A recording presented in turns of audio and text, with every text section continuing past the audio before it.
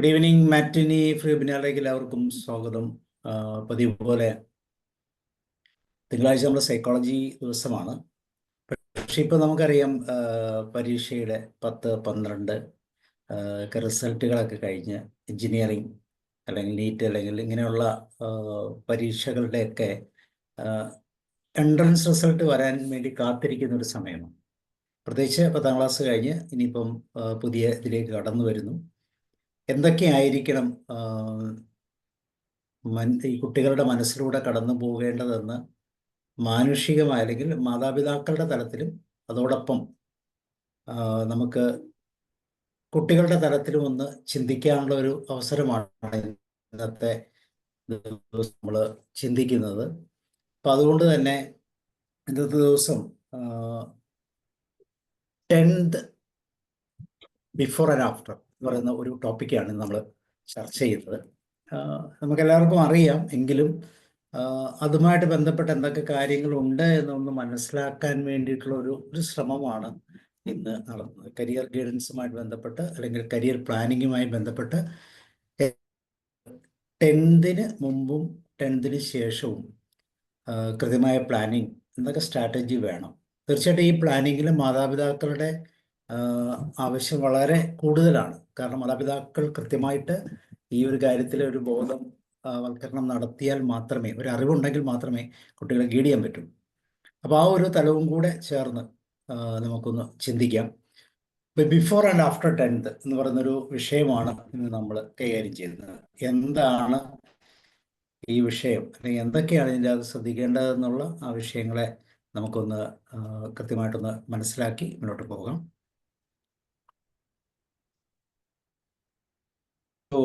Before and after 10th നമ്മളെല്ലാവരും 10ാം class കഴിഞ്ഞവരാണ് എന്നുള്ളത് ഉറപ്പാണ്. അപ്പം അതുകൊണ്ട് തന്നെ തീർച്ചയായിട്ടും നമ്മുടെ കാലത്തുണ്ടായിരുന്ന ഒരു രീതിയല്ല ഇപ്പോൾ എന്നുള്ളതാണ് അതിൻ്റെ ഒരു പ്രത്യേകത.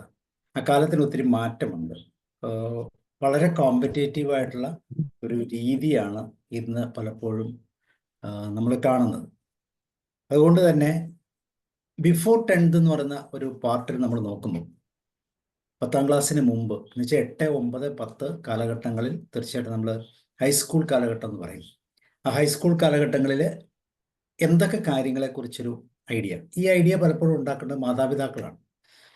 മക്കൾ സ്വതസിദ്ധമായ രീതിയിൽ പഠിക്കുന്നു എന്നുള്ളത് ഒഴിച്ചാൽ അവർക്ക് അതിനെക്കുറിച്ച് അത്ര ഒരു ഗ്രാഹ്യം ഉണ്ടാവണമെന്നില്ല. അങ്ങനെ ഗ്രാഹ്യം ഉണ്ടാക്കണമെങ്കിൽ തന്നെ തീർച്ചയായിട്ടും നമ്മളത് അവരെ കൃത്യമായിട്ടത് പറഞ്ഞ് മനസ്സിലാക്കുന്ന ഒരു രീതി നമ്മൾ ഡെവലപ്പ് ചെയ്യണം. ഇപ്പം ബിഫോർ 10th തീർച്ചയായിട്ടും 8, 9, 10 ക്ലാസ്സുകളിലെ കുട്ടികളെക്കാൾ അധികം മാതാപിതാക്കൾ ശ്രദ്ധിക്കേണ്ട കാര്യങ്ങളെക്കുറിച്ചാണ് ഇപ്പം നമ്മൾ ചിന്തിക്കുന്നത്. തീർച്ചയായിട്ടും നമ്മുടെ കുട്ടിക്ക് എന്ത്, അപ്പം നമുക്ക് അതിനിങ്ങനെ ഒന്ന് ചിന്തിക്കാം. പ്രധാനമായിട്ടും സയൻസ്, കൊമേഴ്സ്, ഹ്യൂമാനിറ്റീസ് എന്ന് പറയുന്ന 3 സബ്ജക്റ്റുകൾ, 3 സ്ട്രീമിൽ കൂടിയാണ് 10ാം ക്ലാസ് കഴിഞ്ഞ് കുട്ടികൾ 11, 12ലേക്ക് പോകുന്നത്. അപ്പം ഇവിടെ സയൻസിനും കൊമേഴ്സിനും ഹ്യൂമാനിറ്റീസിനും കുട്ടികൾ സെലക്ട് ചെയ്യപ്പെടുന്നതിന് മുമ്പ് ആ കുട്ടികളുടെ ഇൻട്രസ്റ്റും സ്ട്രെങ്തും എന്താണെന്ന് കൃത്യമായിട്ട് മനസ്സിലാക്കേണ്ട ഉത്തരവാദിത്വം മാതാപിതാക്കൾക്കാണ്. ഒരു പരിധിവരെ ടീച്ചേഴ്സിനുമുണ്ട്. എങ്കിലും മാതാപിതാക്കളുടെ തലത്തിൽ നിന്ന് അല്ലെങ്കിൽ ടീച്ചേഴ്സിൻ്റെ തലത്തിൽ നിന്ന് ഓരോ സബ്ജക്റ്റിലേക്കും പോകേണ്ട കുട്ടികൾക്ക് ഉണ്ടായിരിക്കേണ്ട ഇൻട്രസ്റ്റ്, അതുപോലെ തന്നെ സ്ട്രെങ്ത് എന്താണെന്ന് തീർച്ചയായിട്ടും നമ്മൾ മനസ്സിലാക്കാൻ ശ്രമിക്കണം. അത് പ്രത്യേകിച്ച് മാതാപിതാക്കളുടെ തലത്തിൽ നിന്ന്. ഇവിടെ സയൻസ് എന്ന് പറയുമ്പോൾ അവിടെ ഒരു logical and analytical mind set ആണുള്ളത്. നമ്മൾ 10 മൾട്ടിപ്പിൾ ഇന്റലിജൻസിനെ കുറിച്ചൊക്കെ പറയുമ്പോൾ അതിൽ വളരെ പ്രാധാന്യമുള്ളൊരു ഇൻ്റലിജൻസ് ആണ് logical and analytical mind set എന്ന് പറയുന്നത്. കാര്യങ്ങളെ ലോജിക്കലായിട്ടും അതുപോലെ തന്നെ കൂടുതൽ അനലൈസ് ചെയ്ത് മനസ്സിലാക്കാൻ പറ്റുന്ന രീതിയിലുള്ള ഒരു ഇൻട്രസ്റ്റും ഒരു സ്ട്രെങ്തും നമ്മുടെ കുട്ടികൾക്കുണ്ട്. ഇൻട്രസ്റ്റ്, സ്ട്രെങ്ത്, ഇത് രണ്ട് ഡൊമൈനായിട്ട് നമുക്ക് എടുക്കാം.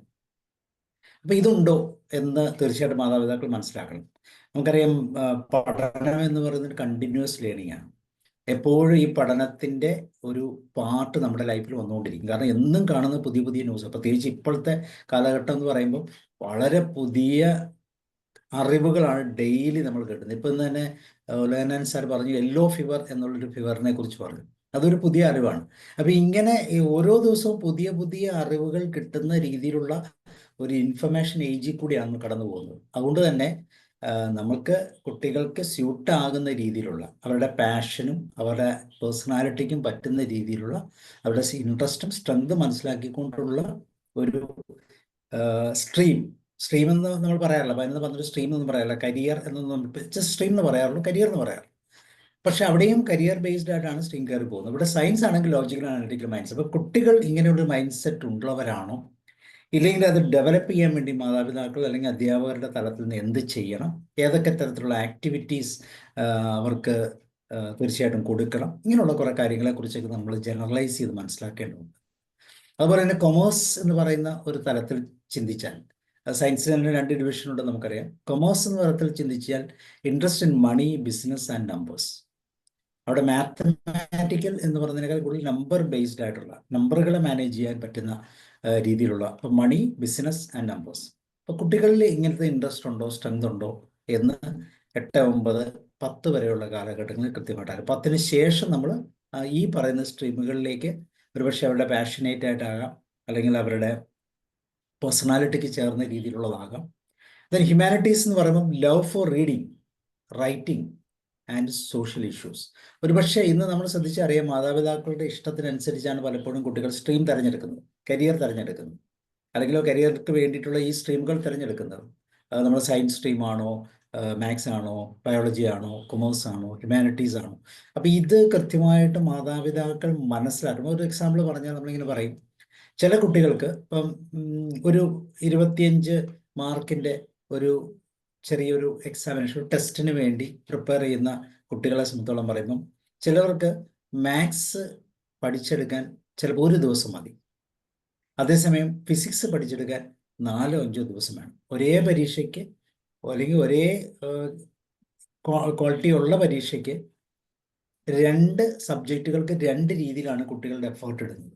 ചിലർക്ക് മാത്സ് വളരെ എളുപ്പമാണ്, ഒരു ദിവസം കൊണ്ട് പഠിക്കാം. അതേ കുട്ടി തന്നെ ഫിസിക്സിനെ സംബന്ധിച്ചോളം സ്വല്പം മടിയാണ് അല്ലെങ്കിൽ ബുദ്ധിമുട്ടാണ്, അവർക്ക് മൈൻഡ് സെറ്റ് അനുസരിച്ച് അത് എടുക്കാൻ പറ്റുന്നില്ല. അപ്പോൾ അതുകൊണ്ട് അതിന് 1-2 ദിവസം എടുക്കാം. അല്ലെങ്കിൽ തിരിച്ചാകാം, ബയോളജി വളരെ എളുപ്പമാണ്, മാത്സ് വളരെ ബുദ്ധിമുട്ടാണ്, ഇങ്ങനെയുള്ള മാറി വരാം. അപ്പോൾ ഇവിടെ ഈ കുട്ടികളുടെ ഓരോ സബ്ജക്റ്റിനെ കുറിച്ചുള്ള എല്ലാവർക്കും A+ കണ്ടെന്നിരിക്കും. പക്ഷേ A+ കാണുമ്പോൾ അതിൻ്റെ ബാക്ക് സൈഡിലുള്ള പാർട്ട് എന്ന് വെച്ചാൽ മാത്സ് പഠിക്കാൻ 5 ദിവസം എടുത്തു, ബയോളജി പഠിക്കാൻ 1 ദിവസം എടുത്തു, ഫിസിക്സ് പഠിക്കാൻ 2 ദിവസം എടുത്തു. അപ്പോൾ ഏതാണ് പാഷനേറ്റ് എന്ന് ചോദിച്ചാൽ, അല്ലെങ്കിൽ കുട്ടികൾ ഈസി ആയിട്ട്, സുഖമായിട്ട്, സന്തോഷകരം, അല്ലെങ്കിൽ ഒട്ടും കഷ്ടപ്പെടാതെ ഇഷ്ടപ്പെട്ട് പഠിക്കുന്ന ഏത് സബ്ജക്റ്റാണ് നമ്മൾ തിരിച്ചറിയാനുള്ള ഒരു ഉത്തരവാദിത്വം മാതാപിതാക്കൾക്കുണ്ട്. ഇപ്പോൾ പലപ്പോഴും കരിയർ ഗൈഡൻസിനെ മാതാപിതാക്കൾ വിളിക്കുമ്പോഴത്തേക്കും നമ്മളിങ്ങനെ ഈ ഒരു കാര്യം ചോദിക്കുമ്പോൾ, മാത്സ് എല്ലാത്തിനും അല്ലെങ്കിൽ എല്ലാ സബ്ജക്റ്റുകൾക്കും A+ ഉണ്ടെന്ന് പറയും. പക്ഷെ ഏതാണ് കുട്ടിക്ക് ഏറ്റവും എളുപ്പമുള്ള വിഷയമെന്ന് ചോദിക്കുമ്പോൾ പലപ്പോഴും മാതാപിതാക്കൾക്ക് കൃത്യമായിട്ട് പറയാൻ പറ്റത്തില്ല. കാരണം അവരത് ശ്രദ്ധിക്കുന്നില്ല. ഏത് സബ്ജക്റ്റ് പഠിക്കുന്നതാണ് ഇഷ്ടത്തോടെ പഠിക്കുന്നത്, ബുദ്ധിമുട്ടില്ലാതെ. ചിലതൊക്കെ കഷ്ടപ്പെട്ടാണ് പഠിക്കുന്നത്. അപ്പോൾ ഈ ഒരു ഡിഫറൻസ് നമ്മൾ മനസ്സിലാക്കും. അപ്പോൾ 10ലേക്ക് എത്തുന്നതിന് മുമ്പ്, അല്ലെങ്കിൽ 10ാം ക്ലാസ്സിലുള്ള വരെയുള്ള സമയം 8, 9, 10 കാലഘട്ടങ്ങളിൽ കുട്ടികളുടെ ഇൻട്രസ്റ്റും സ്ട്രെങ്തും ഏതാണെന്ന് കൃത്യമായിട്ട് തിരിച്ചറിഞ്ഞ് അത് മനസ്സിലാക്കി മുന്നോട്ട് പോകാനുള്ള ഒരു ഉത്തരവാദിത്വം തീർച്ചയായിട്ടും മാതാപിതാക്കൾക്കുണ്ട്. അപ്പോഴാണ് 10 കഴിഞ്ഞ് സ്ട്രീം സെലക്ട് ചെയ്യാനും 12ന് ശേഷം കരിയർ എന്ന് പറയുന്ന ഒരു തലത്തിലേക്ക് കൃത്യമായിട്ട് പോകാനും ഒക്കെ അവരെ സഹായിക്കുന്നത്. അങ്ങനെ വരുമ്പോൾ തന്നെ ഈ കുട്ടിയെ ആഗ്രഹിക്കുന്ന ഒന്നായിരിക്കും. ആ ഒരു ഒരു പ്രോസസ്സിങ് തീർച്ചയായിട്ടും ഉണ്ടാകും. അപ്പം ഇതാണ് ഫസ്റ്റ് പാർട്ടായിട്ട് നമുക്ക് ചിന്തിക്കാനുള്ള ഒരു ഏരിയ. ഇനി രണ്ടാമത്തെ ഏരിയ കരിയർ ഗോൾസ്. നമുക്ക് സിമ്പിളായിട്ട് നമ്മളിങ്ങനെ പറയാം, സയൻസ് എന്ന് പറയുമ്പോൾ ഡോക്ടർ ഓർ എഞ്ചിനീയർ. ഇപ്പം അത്രയും നല്ല അനേകം കോഴ്സുകളുണ്ട്. ഒരുപക്ഷെ കോഴ്സുകളെ കുറിച്ച് നമുക്ക് കടന്നു വരാം. ഡോക്ടർ ഓർ എഞ്ചിനീയർ, അതാണ് സയൻസ് എന്ന് പറഞ്ഞ് ഉദ്ദേശിക്കുന്നത്. ഇനി എയിമിംഗ് ഫോർ CA MBA, അത് കൊമേഴ്സുമായിട്ട് ബന്ധപ്പെട്ടാണ്. CA അല്ലെങ്കിൽ MBA, CA അങ്ങനെയുള്ള ICAA അങ്ങനെയുള്ള കുറേ ടൈപ്പിലുള്ള കോഴ്സുകൾ, MBA, അതിന് പല വേർഷൻസ് ഉണ്ട്, commerce. Then law media arts ഇങ്ങനെയുള്ളതാണെങ്കിൽ ഹ്യൂമാനിറ്റീസ്. അപ്പോൾ ഹ്യൂമാനിറ്റീസിനോ കൊമേഴ്സിനോ സയൻസിനോ കേൾക്കാത്ത കുട്ടികൾക്ക് പക്ഷേ doctor, engineer, CA, MBA, law, advocates, media persons, ഇങ്ങനെയൊക്കെയുള്ള റിപ്പോർട്ടേഴ്സ്, ഇങ്ങനെയുള്ള കാര്യങ്ങളെക്കുറിച്ചൊക്കെ നല്ല ബോധ്യം കാണും.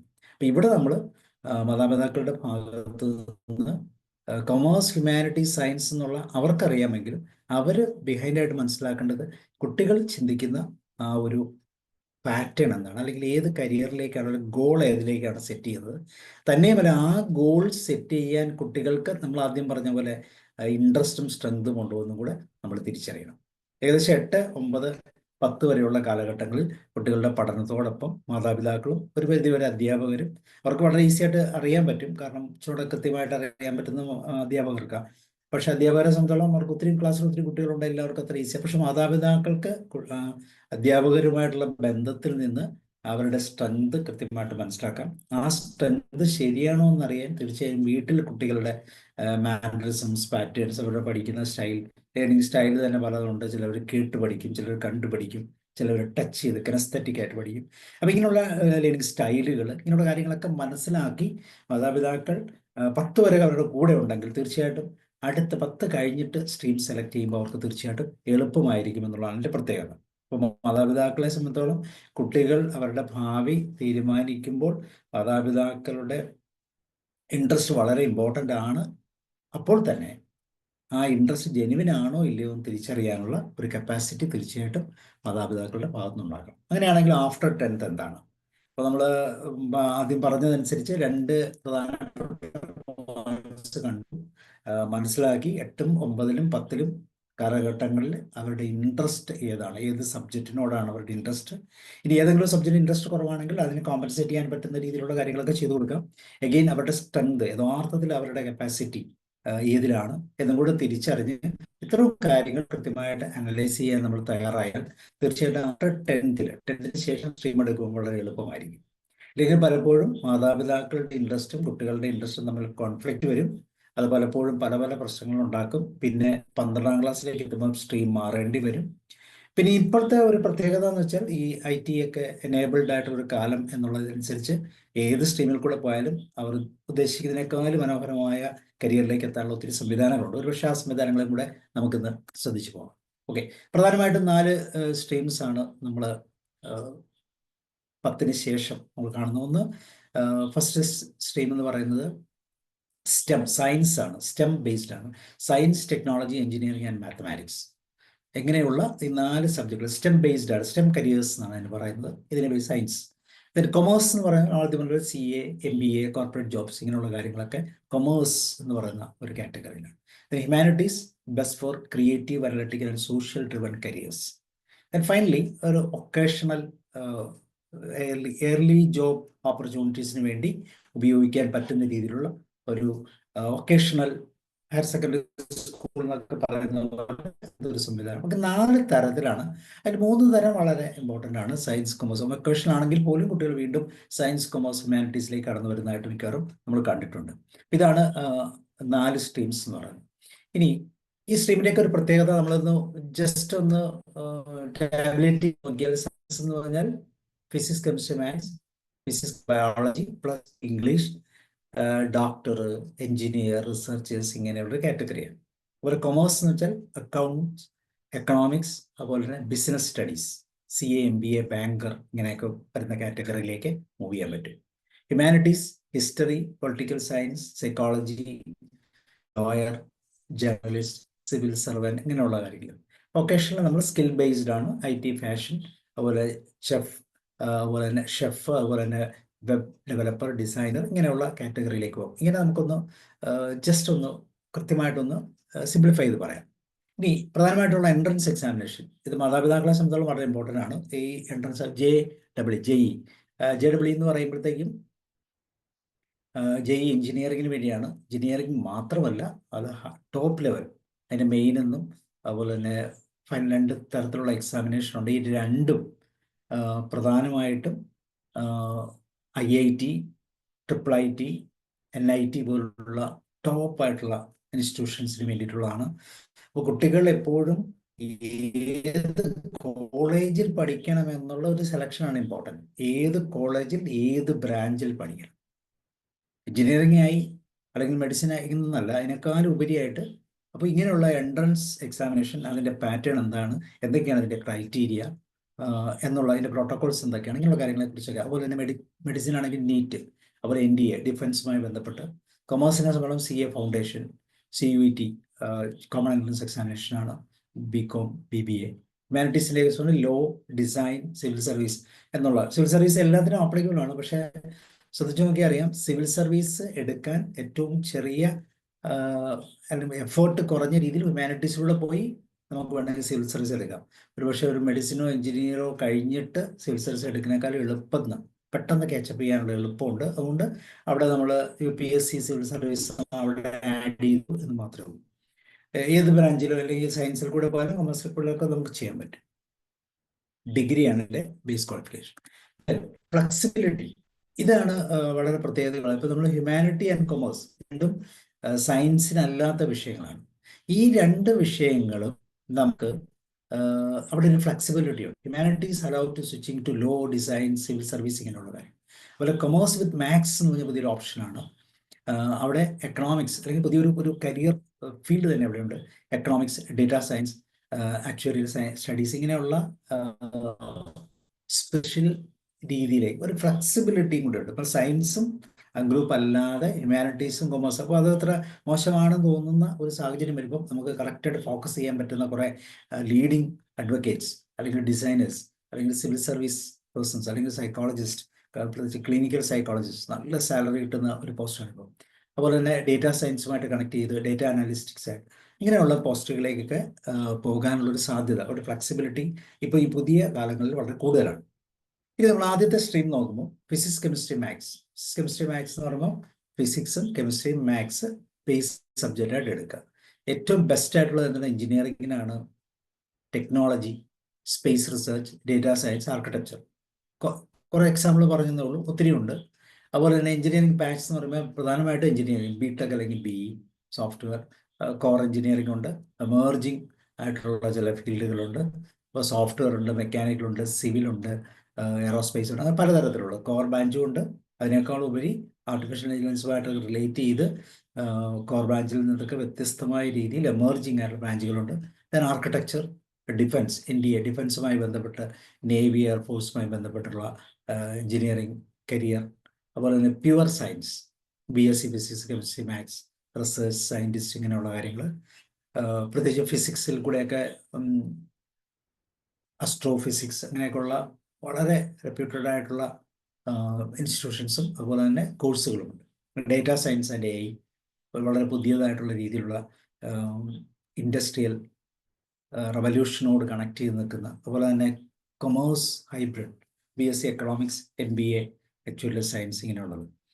ടോപ്പ് എൻട്രൻസ് എക്സാമിനേഷൻ ഇവിടെ പ്രധാനമായിട്ട് നമ്മൾ പറഞ്ഞു JEE മെയിൻ ആൻഡ് അഡ്വാൻസ്ഡ് എണ്ണമുണ്ട്. അതുപോലെ തന്നെ ബിറ്റ്സ് പ്ലാനിങ്, ഓരോ ഇൻസ്റ്റിറ്റ്യൂഷനും അതിൻ്റെതായ ഉണ്ട്. IIT, NIT, IITസിന് വേണ്ടിയിട്ടുള്ള കോഴ്സുകൾ പ്രത്യേകമുണ്ട്. അപ്പോൾ ഇതാണ് പ്രധാനമായിട്ടും. ഇവിടെ നമ്മൾ ശ്രദ്ധിക്കേണ്ടത് കുട്ടികൾ ഏത് സ്ട്രീമിലേക്ക് പോകുന്നു, അതിനുള്ള സ്ട്രെങ്ത് ഉണ്ടോ, ഇൻട്രസ്റ്റ് ഉണ്ടോ.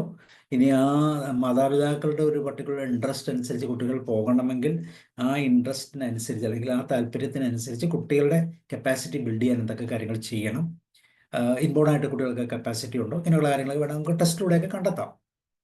ദെൻ ഫിസിക്സ്, കെമിസ്ട്രി, ബയോളജി രണ്ടാമത്തെ സയൻസിൻ്റെ സ്ട്രീം. PCB ഇവിടെ medical, biotechnology, pharmacy, environmental science, paramedical ഇങ്ങനെയൊക്കെ വരുന്ന കാറ്റഗറിയിലേക്ക് വരുന്നതാണ്. പ്രധാനമായിട്ടും MBBS ആൻഡ് BDS. ഡോക്ടേഴ്സ് എന്ന കാറ്റഗറിയിൽ ഡോക്ടർ, സർജൻ, അതുപോലെ തന്നെ ഡെന്റിസ്റ്റ്, ഇതൊക്കെ നീറ്റ് വഴിയാണ് എൻ്റെ എക്സാം. ഫാർമസി, BPharm, അതുപോലെ തന്നെ PharmD എന്ന് പറഞ്ഞ വളരെ ഒരു കോഴ്സുണ്ട്. ഡ്രഗ് റിസർച്ചുമായി ബന്ധപ്പെട്ട biotechnology, genetic engineering, lab assistant, അങ്ങനെയുള്ള കാര്യങ്ങൾ, ലാബിൻ്റെ സയൻറ്റിസ്റ്റ്. അതുപോലെ അഗ്രികൾച്ചറുമായിട്ട് ബന്ധപ്പെട്ട് BSc അഗ്രികൾച്ചർ, അവിടെ ICAR എക്സാമിനേഷൻസ് എഴുതാം. അതുപോലെ തന്നെ സൈക്കോളജി, ക്ലിനിക്കൽ സൈക്കോളജി, അതിൻ്റെ MPhil കഴിയുമ്പോഴത്തേക്കും ക്ലിനിക്കൽ സൈക്കോളജിസ്റ്റ് എന്നുള്ള തരത്തിൽ നോക്കാൻ പറ്റും. അതുപോലെ മറ്റൊരു തലമാണ് veterinary science, BBSc animal doctor എന്ന തലത്തിൽ. അതുപോലെ ടോപ്പ് എൻട്രൻസ് എക്സാം ഇവിടെ നീറ്റ് ഉണ്ട്. ഓരോ ഇൻസ്റ്റിറ്റ്യൂഷൻ അനുസരിച്ച് അതിൻ്റെതായ എൻട്രൻസ് എക്സാമിനേഷൻസും ഉണ്ട്. ഈ എൻട്രൻസ് എക്സാമിനേഷൻ പറയുന്നതിൻ്റെ കാരണം ടോപ്പായിട്ട് നമ്മൾ ആദ്യം പറഞ്ഞു, ഏറ്റവും ടോപ്പായിട്ടുള്ള ഇൻസ്റ്റിറ്റ്യൂഷൻ, ഏറ്റവും ടോപ്പായിട്ടുള്ള കോഴ്സ്, ഇതാണ് നമ്മൾ എയിം വയ്ക്കുക, ഫോക്കസ് ചെയ്യുന്നത് അവിടെയാണ്. ആ ഗോളിലൂടെയാണ് നമ്മൾ അവിടെ എത്തേണ്ടത്. ഒരുപക്ഷെ നമുക്ക് ആക്സസിബിൾ ആയിട്ടുള്ള മറ്റു കോഴ്സുകളിലേക്ക് എപ്പോഴും ഏറ്റവും ടോപ്പ് ഇൻസ്റ്റിറ്റ്യൂഷൻ, ടോപ്പ് കോഴ്സ്. ഞാനിപ്പോൾ ഒന്ന് ജസ്റ്റ് ഒന്ന് കൺസോളിഡേറ്റ് ചെയ്ത് കഴിഞ്ഞാൽ കോർ സബ്ജക്ട്സ് ഇവിടെ PCM മാത്സ് ഫോക്കസ്ഡ് ആണെങ്കിൽ ഫിസിക്സ് കെമിസ്ട്രി മാത്സ് ആണ്. ബയോളജി ബേസ്ഡ് ആണെങ്കിൽ ഫിസിക്സ് കെമിസ്ട്രി ബയോളജി ആണ്. Best for engineering IT and space ഇതാണ് PCM. കുട്ടികളുടെ ഇൻട്രസ്റ്റ്, മാതാപിതാക്കളുടെ താല്പര്യം ഇതെല്ലാം കൂടെ കോർഡിനേറ്റ് ചെയ്ത് ഏത് സ്ട്രീമിലേക്കാണ് പോകേണ്ടത്. ഇനി അതല്ല PCB ആണെങ്കിൽ medical, biotechnology, pharma. Again maths compulsory ആയിട്ട് നീഡഡ് ആണ്, എസെൻഷ്യൽ ആണ്. ഏതിലാണ്? മാത്സിൽ. മറ്റേത് ഓപ്ഷനിലാണ്, വേണമെങ്കിൽ നമുക്ക് രണ്ടും പഠിക്കാം. അപ്പോൾ ഒരു കരിയർ ഫ്ലെക്സിബിലിറ്റി, മാത്സ് എടുക്കുന്നവർക്ക് കൊമേഴ്സ് എക്കണോമിക്സിലേക്ക് വേണമെങ്കിൽ ചേഞ്ച് ചെയ്യാം. എന്തെങ്കിലും കാരണവശാൽ മാത്സിൽ ഒരു പ്രോബ്ലം ഫീൽ ചെയ്താൽ കൊമേഴ്സ് ആൻഡ് എക്കണോമിക്സിലേക്ക് ചേഞ്ച് ചെയ്യാനുള്ള ഒരു ഓപ്ഷൻ ഉണ്ട്. അതുപോലെ ബയോളജിയിൽ സൈക്കോളജി ആൻഡ് അഗ്രികൾച്ചർ പാർട്ടിലേക്ക് എക്സാമിനേഷൻ എന്ന് പറഞ്ഞത്. അഗെയിൻ ഇതിൽ തന്നെ കുറെ എമേർജിങ് സ്ട്രീംസ് ഉണ്ട് beyond engineering and medical. Environmental science, climate change വളരെ പോപ്പുലർ ആയിട്ടുള്ള അല്ലെങ്കിൽ വളരെ ശ്രദ്ധയോടെ എല്ലാവരും നിരീക്ഷിക്കുന്ന ഒരു ഇതാണ്. Sustainability expert. അതുപോലെ അസ്ട്രോഫിസിക്സ്, ഫിസിക്സുമായിട്ട് ബന്ധപ്പെട്ട് നമ്മുടെ ISRO, NASA അങ്ങനെയുള്ള റിസർച്ചുമായി ബന്ധപ്പെട്ട് അസ്ട്രോഫിസിക്സ്. അതുപോലെ തന്നെ nanotechnology, material science and medical ടെക്നോളജിയുമായിട്ട് ബന്ധപ്പെട്ട് രണ്ടും കൂടെ കണക്റ്റഡ് ആണ്. അതുപോലെ bioinformatics, PCB plus coding, DNA data അനാലിസിസിനൊക്കെ ഉപയോഗിക്കാം. അതുപോലെ forensic science, crime scene investigation, ഇങ്ങനെയുള്ള കാര്യങ്ങൾക്ക് കുറേ ഇമേർജിങ്. ഇതൊന്നുമല്ല, ഒത്തിരി കോഴ്സുകളുണ്ട്. എങ്കിലും ഒരു ജനറലായിട്ട് പറയുകയാണ് എഞ്ചിനീയറിംഗ് അല്ലെങ്കിൽ മെഡിസിൻ എന്ന് പറഞ്ഞ ആ ഒരു കാറ്റഗറിയിൽ നിന്ന് വിഭിന്നമായി എന്നാൽ അതിനൊപ്പം നിൽക്കുന്ന റിസർച്ച് ഓറിയൻറ്റഡ് ആണെന്ന് ചിന്തിക്കാവുന്ന തരത്തിലുള്ള കുറേ കോഴ്സുകൾ ഇവിടെ അവൈലബിൾ ആണ്. ഇതിലെ എമേർജിങ് ആണ്. അതുപോലെ AI ബന്ധപ്പെട്ട കുറേ എമർജിങ് കോഴ്സുകൾ വീണ്ടും നമ്മൾ പറയാം. Recommended subjects combination. അപ്പോൾ പ്രധാനമായിട്ടും 10ാം ക്ലാസ് കഴിയുന്ന ഒരു കുട്ടിയെ സംബന്ധിച്ചോളം മാതാപിതാക്കൾ പ്രത്യേകം ശ്രദ്ധിക്കേണ്ട ഒരു ഏരിയ ആണത്. ഏതൊക്കെ സബ്ജക്ട് കോമ്പിനേഷനാണ്? PCM പ്ലസ് കമ്പ്യൂട്ടർ സയൻസ്, അവിടെ AI, റോബോട്ടിക്സ്, സോഫ്റ്റ്വെയർ എഞ്ചിനീയറിംഗ് ഇങ്ങനെയുള്ള ഒരു കാറ്റഗറിയിലേക്ക് പോകാം. PCM ഫിസിക്സ് കെമിസ്ട്രി മാത്സിനോട് കൂടെ കമ്പ്യൂട്ടർ സയൻസ് അഡീഷൻ അല്ലെങ്കിൽ കോമ്പിനേഷനായിട്ട് എടുക്കുന്ന കുട്ടികൾക്ക് AI, റോബോട്ടിക്സ്, സോഫ്റ്റ്വെയർ എഞ്ചിനീയറിംഗിലേക്ക് പോകാനുള്ള സാധ്യതകളുണ്ട്. അപ്പം നമ്മൾ നോക്കേണ്ട എന്താണ്? AI, റോബോട്ടിക്സ്, സോഫ്റ്റ്വെയർ ഇങ്ങനെയുള്ള കാര്യങ്ങളിൽ കുട്ടികൾ ഇൻട്രസ്റ്റഡ് ആണോ? അവർക്ക് ഇതിനകത്ത് സ്ട്രെങ്ത് ഉണ്ടോ? അങ്ങനെയുള്ള കാര്യങ്ങൾ. അതിന് ഇപ്പോഴത്തെ കാലഘട്ടങ്ങളിൽ ഇതുപോലത്തെ കാര്യങ്ങളെക്കുറിച്ച് അറിയുന്ന ചെറിയ വർക്ക്ഷോപ്പുകളുണ്ട്. അങ്ങനെയുള്ള വർക്ക്ഷോപ്പുകൾ കുട്ടികളെ പങ്കെടുപ്പിക്കുക, അല്ലെങ്കിൽ അങ്ങനെയുള്ള ആക്ടിവിറ്റീസ് ചെയ്യുക, ഇങ്ങനെയുള്ള ലിറ്ററേച്ചറുകളോ അല്ലെങ്കിൽ ഇതിലുള്ള വീഡിയോസ് കാണുക. അങ്ങനെയൊക്കെ ആ കുട്ടികളിൽ ഇൻട്രസ്റ്റ് ഉണ്ടോ എന്ന് തിരിച്ചറിയുക. അങ്ങനെ ഉണ്ടെങ്കിൽ തീർച്ചയായിട്ടും. പക്ഷെ പലപ്പോഴും നമ്മൾ കുട്ടികളുടെ യൂട്യൂബിലുള്ള പല വീഡിയോസും കണ്ടിട്ടാണ്. അതൊക്കെ ഒരുപക്ഷെ അത് അത്ര ക്ലാരിറ്റി ഉള്ളതാകണമെന്നില്ല. സ്വല്പം കൂടെ മാതാപിതാക്കളുടെ സൈഡിൽ നിന്ന് ഇന്ന വീഡിയോസ് കണ്ട് ഈ ഒരു സബ്ജക്റ്റിനെ കുറിച്ച് താല്പര്യമുണ്ടോ ഇല്ലയോ എന്ന് കൃത്യമായിട്ട് തിരിച്ചറിയുന്ന രീതിയിലുള്ള ഒരു പ്രോസസ്സ് അല്ലെങ്കിൽ നമുക്കൊരു സഹായം തീർച്ചയായിട്ടും അവർക്ക് ചെയ്തു കൊടുക്കേണ്ടതാണ്. അതുപോലെ PCM പ്ലസ് എക്കണോമിക്സ്, മാത്സിനെ തന്നെ എക്കണോമിക്സുമായിട്ട് കണക്ട് ചെയ്ത് കഴിഞ്ഞാൽ ഡേറ്റ സയൻസ്, ആക്ച്വലി സയൻസ് ഇങ്ങനെയുള്ള ടോപ്പായിട്ടുള്ള ഇപ്പോൾ വളരെ പോപ്പുലർ ആയിട്ടുള്ള കോഴ്സുകളിലേക്ക് മാറാൻ സാധിക്കും. അതുപോലെ PCB പ്ലസ് സൈക്കോളജി ആണെങ്കിൽ ക്ലിനിക്കൽ റിസർച്ച്, ന്യൂറോ സയൻസ് ഇങ്ങനെയുള്ള ബയോളജിയുടെ കൂടെ സൈക്കോളജിയും കൂടെ ഒരു ഓപ്ഷനായിട്ട് അല്ലെങ്കിൽ കോമ്പിനേഷനായിട്ട് എടുക്കുകയാണെങ്കിൽ. അതുപോലെ PCB പ്ലസ് ഫിസിക്കൽ എഡ്യൂക്കേഷൻ ആണെങ്കിൽ സ്പോർട്സ് മെഡിസിൻ, സൈക്കോതെറാപ്പി ഇങ്ങനെയുള്ള കാര്യങ്ങളെക്കുറിച്ച് മുന്നോട്ട് പഠിക്കാനുള്ള സാധ്യത. അപ്പോൾ ഈ കോമ്പിനേഷൻസ് വളരെ ഇമ്പോർട്ടൻ്റ് ആണ്. ഇതൊക്കെ ഈ ലേറ്റസ്റ്റ് ആയിട്ട് അല്ലെങ്കിൽ നമ്മൾ ഈ ഒരു 5-6 വർഷത്തിനുള്ളിൽ ഉണ്ടായ ചേഞ്ചസ് ആണ്. ഈ ചേഞ്ചസ് അനുസരിച്ച് നമുക്ക് ഇങ്ങനത്തെ കോമ്പിനേഷൻ സെലക്ട് ചെയ്യുമ്പോഴും പ്രത്യേകിച്ച് ഓൾ നോർമലുള്ള PCM-ഉം PCB അല്ലാതെ ഈ കോമ്പിനേഷനിലൂടെ തന്നെ നമുക്ക് ഈ പറയുന്ന മറ്റൊരു തലത്തിലേക്കും കൂടെ ചേഞ്ച് ചെയ്യാൻ പറ്റും. അതുപോലെ പ്രധാനമായും PCM സ്റ്റുഡൻസിന് ഫോക്കസ് ചെയ്യേണ്ടത് എന്ന് പറഞ്ഞു JEE ആണ്. അതുപോലെ തന്നെ NDA, BITSAT ഇങ്ങനെയുള്ള ഇമ്പോർട്ടൻ്റ് ആയിട്ടുള്ള എക്സാമിനേഷൻസ് ഉണ്ട്. നീറ്റ് നമ്മൾ പറഞ്ഞതാണ്. വളരെ അഡ്വാൻസ് ആയിട്ട് തന്നെ നീറ്റിൻ്റെ പഠനങ്ങൾ നടത്തേണ്ടിയിരിക്കുന്നു. അതുപോലെ തന്നെ മാത്സ് ഇൻ PCB എന്ന് പറയുന്നത് പ്രധാനമായിട്ടും ബയോസ്റ്റാറ്റിക്സ്, ഇൻഫോർമാറ്റിക്സ് ഇങ്ങനെയുള്ള കാര്യങ്ങളെക്കുറിച്ചുള്ള ചേഞ്ച് വരുത്താൻ എളുപ്പമാണ്. അപ്പം ഇങ്ങനെയുള്ള കാര്യങ്ങൾ. അതുപോലെ തന്നെ PCMB, ഫിസിക്സും കെമിസ്ട്രിയും മാത്സും ബയോളജിയും പഠിക്കും. 4 സബ്ജക്റ്റുകൾ ഒരുപോലെ ഓപ്ഷനായിട്ട് എടുക്കുന്നവരുണ്ട്. പക്ഷെ അപ്പോൾ ഒരു വർക്ക് ലോഡ് കൂടുതലാണ്. അത്രയ്ക്ക് അവരെ വർക്ക് ലോഡ് എടുപ്പിക്കേണ്ട കാര്യമില്ല. ഒരുപക്ഷെ മാതാപിതാക്കൾ നിർബന്ധമാകാം. അപ്പോൾ അവരുടെ ആ സ്ട്രീം കൃത്യമായിട്ട് അവർക്ക് ബയോളജി ആണോ, ബയോളജിക്ക് പോകണോ, മാത്സിന് പോകണോ, അല്ലെങ്കിൽ ഒന്ന് കിട്ടിയില്ലെങ്കിൽ ഇങ്ങനെയൊക്കെ വരുന്ന ഒരു കൺഫ്യൂഷൻ വരുമ്പോഴാണ് പലപ്പോഴും കുട്ടികൾ ഓവർ സ്ട്രെയിൻ എടുത്ത് PCMB ഒക്കെ ചെയ്യുന്നത്. അതൊക്കെ പലപ്പോഴും അവോയ്ഡ് ചെയ്ത് കുട്ടികളെ കുറച്ചുകൂടി നോർമലൈസ് ചെയ്ത് ഏതെങ്കിലും ഒന്ന് പർട്ടിക്കുലർ ഫോക്കസ് അല്ലെങ്കിൽ ഒരു ഗോളിലേക്ക് കൊണ്ടെത്തിക്കേണ്ടതൊക്കെ മാതാപിതാക്കളുടെ ഒരു ഉത്തരവാദിത്തമാണ് എന്നുള്ളതാണ്. ഇതെല്ലാം ബിഫോർ 10th ചെയ്യേണ്ട കാര്യങ്ങളാണ്. അതിനുശേഷം നമ്മൾ സ്ട്രീം കറക്റ്റ് വരും. പിന്നെ നമ്മൾ ഏകദേശം എൻ്റെ ഒരു സാലറി റേഞ്ചിനെ ബേസ് ചെയ്ത് നോക്കിയാൽ എഞ്ചിനീയറിംഗ്, ബിടെക് CS അല്ലെങ്കിൽ മെക്കാനിക്കൽ, ഇതൊക്കെ കോർ പേപ്പറും ലേറ്റസ്റ്റ് ആയിട്ടുള്ള കോർ എമർജിങ് പേപ്പർ നമ്മൾ ചെയ്യുമ്പോൾ സോഫ്റ്റ്വെയർ എഞ്ചിനീയർ, മെക്കാനിക്കൽ ഡിസൈൻ ഏകദേശം 5 to 12 lakhs per annum ആണ് ഒരു ആവറേജ്. ഇതിന് വേരിയേഷൻ വരാം, കാരണം ചില ഏരിയകളിൽ അങ്ങോട്ടും കൊണ്ടും വരാം, ചില ഇൻസ്റ്റിറ്റ്യൂഷൻ ഇമ്പോർട്ടൻ്റ് ആണ്, ഏത് കമ്പനിയിലാണോ സെലക്ടഡ് ആകുന്നത് അതനുസരിച്ച് മാറാം. അതുപോലെ തന്നെ ടോപ്പ് റാങ്കിങ് സ്റ്റുഡൻസ് ആണെങ്കിൽ അതിന് വ്യത്യാസം വരും. അതുപോലെ മെഡിക്കലിനെ സംബന്ധിച്ചോളം ഏകദേശം 8 to 15 lakhs ആഫ്റ്റർ PG. ഇപ്പം നോർമൽ MBBS കഴിഞ്ഞിട്ട് PG എടുക്കണം, പിന്നെ സ്പെഷ്യലൈസേഷൻ അതനുസരിച്ച് വീണ്ടും സാലറികൾ കൂടി വരും. അതുപോലെ റിസർച്ച് ബേസ്ഡ് ആണെങ്കിൽ 6 to 10 MSc PhD ഇങ്ങനെയുള്ള കാര്യങ്ങളിലേക്ക്. അതുപോലെ ഡേറ്റാ സയൻസ് ഒക്കെ ആണെങ്കിൽ ഏകദേശം ഇത് ഡേറ്റാ സയൻസ്, AI സ്പെഷ്യലിസ്റ്റ്, അത് ബയോടെക്നോളജി. അപ്പോൾ ഇവിടെയെല്ലാം എല്ലാത്തരം കോഴ്സുകൾക്കും അതിൻ്റെതായ പ്രത്യേകതകളുണ്ട്. പക്ഷേ ഏത് കോഴ്സാണ് കുട്ടികൾക്ക് മുന്നോട്ട് കൊണ്ടുപോകാൻ പറ്റുന്നതെന്ന് മാതാപിതാക്കൾ കൃത്യമായിട്ട് മനസ്സിലാക്കി വേണം മുന്നോട്ട് പോകാൻ. ദെൻ അടുത്ത ഏരിയ, ഇപ്പോൾ നമ്മൾ സയൻസ് സ്ട്രീംസ് ആണ് പറഞ്ഞത്. ഇനി കൊമേഴ്സ് സ്ട്രീംസിലേക്ക് വരുമ്പോൾ പ്രധാനമായിട്ടും കോർ സബ്ജക്ട്സ് എന്ന് പറഞ്ഞാൽ അക്കൗണ്ടൻസിയാണ്, ബിസിനസ് സ്റ്റഡീസ് ആണ്, എക്കണോമിക്സ് ആണ്, ഇംഗ്ലീഷാണ്. അതിൽ അക്കൗണ്ടൻസിയിലാണെങ്കിൽ പ്രധാനമായിട്ടും financial accounting, bookkeeping, business transactions. അതുപോലെ തന്നെ ബിസിനസ് സ്റ്റഡീസിനെ ബേസ് പറഞ്ഞാൽ മാനേജ്മെൻറ്റ് പാർട്ടാണ്, marketing, organisation, institutions, personnel management, പലതരത്തിലുണ്ട്. അതുപോലെ എക്കണോമിക്സിൽ micro, macro and economic policies, then English, അതൊരു കമ്പൽസറി ലാംഗ്വേജ് ആണ്. അപ്പോൾ ഇതാണ് പ്രധാനമായ ടോപ്പിക്കുകളായിട്ട് വരുന്നത്. ഇതിൻ്റെ കൂടെ നമുക്ക് ഓപ്ഷണൽ സബ്ജക്റ്റുകളായിട്ട് ഉപയോഗിക്കാൻ പറ്റുന്നത് ദാറ്റ് ഡിപ്പെൻഡ്സ്, ഓരോ ഇൻസ്റ്റിറ്റ്യൂഷൻ അനുസരിച്ച് മാറിക്കൊണ്ടിരിക്കും. മാത്തമാറ്റിക്സ് ഉപയോഗിക്കാം, highly recommend four wider career options.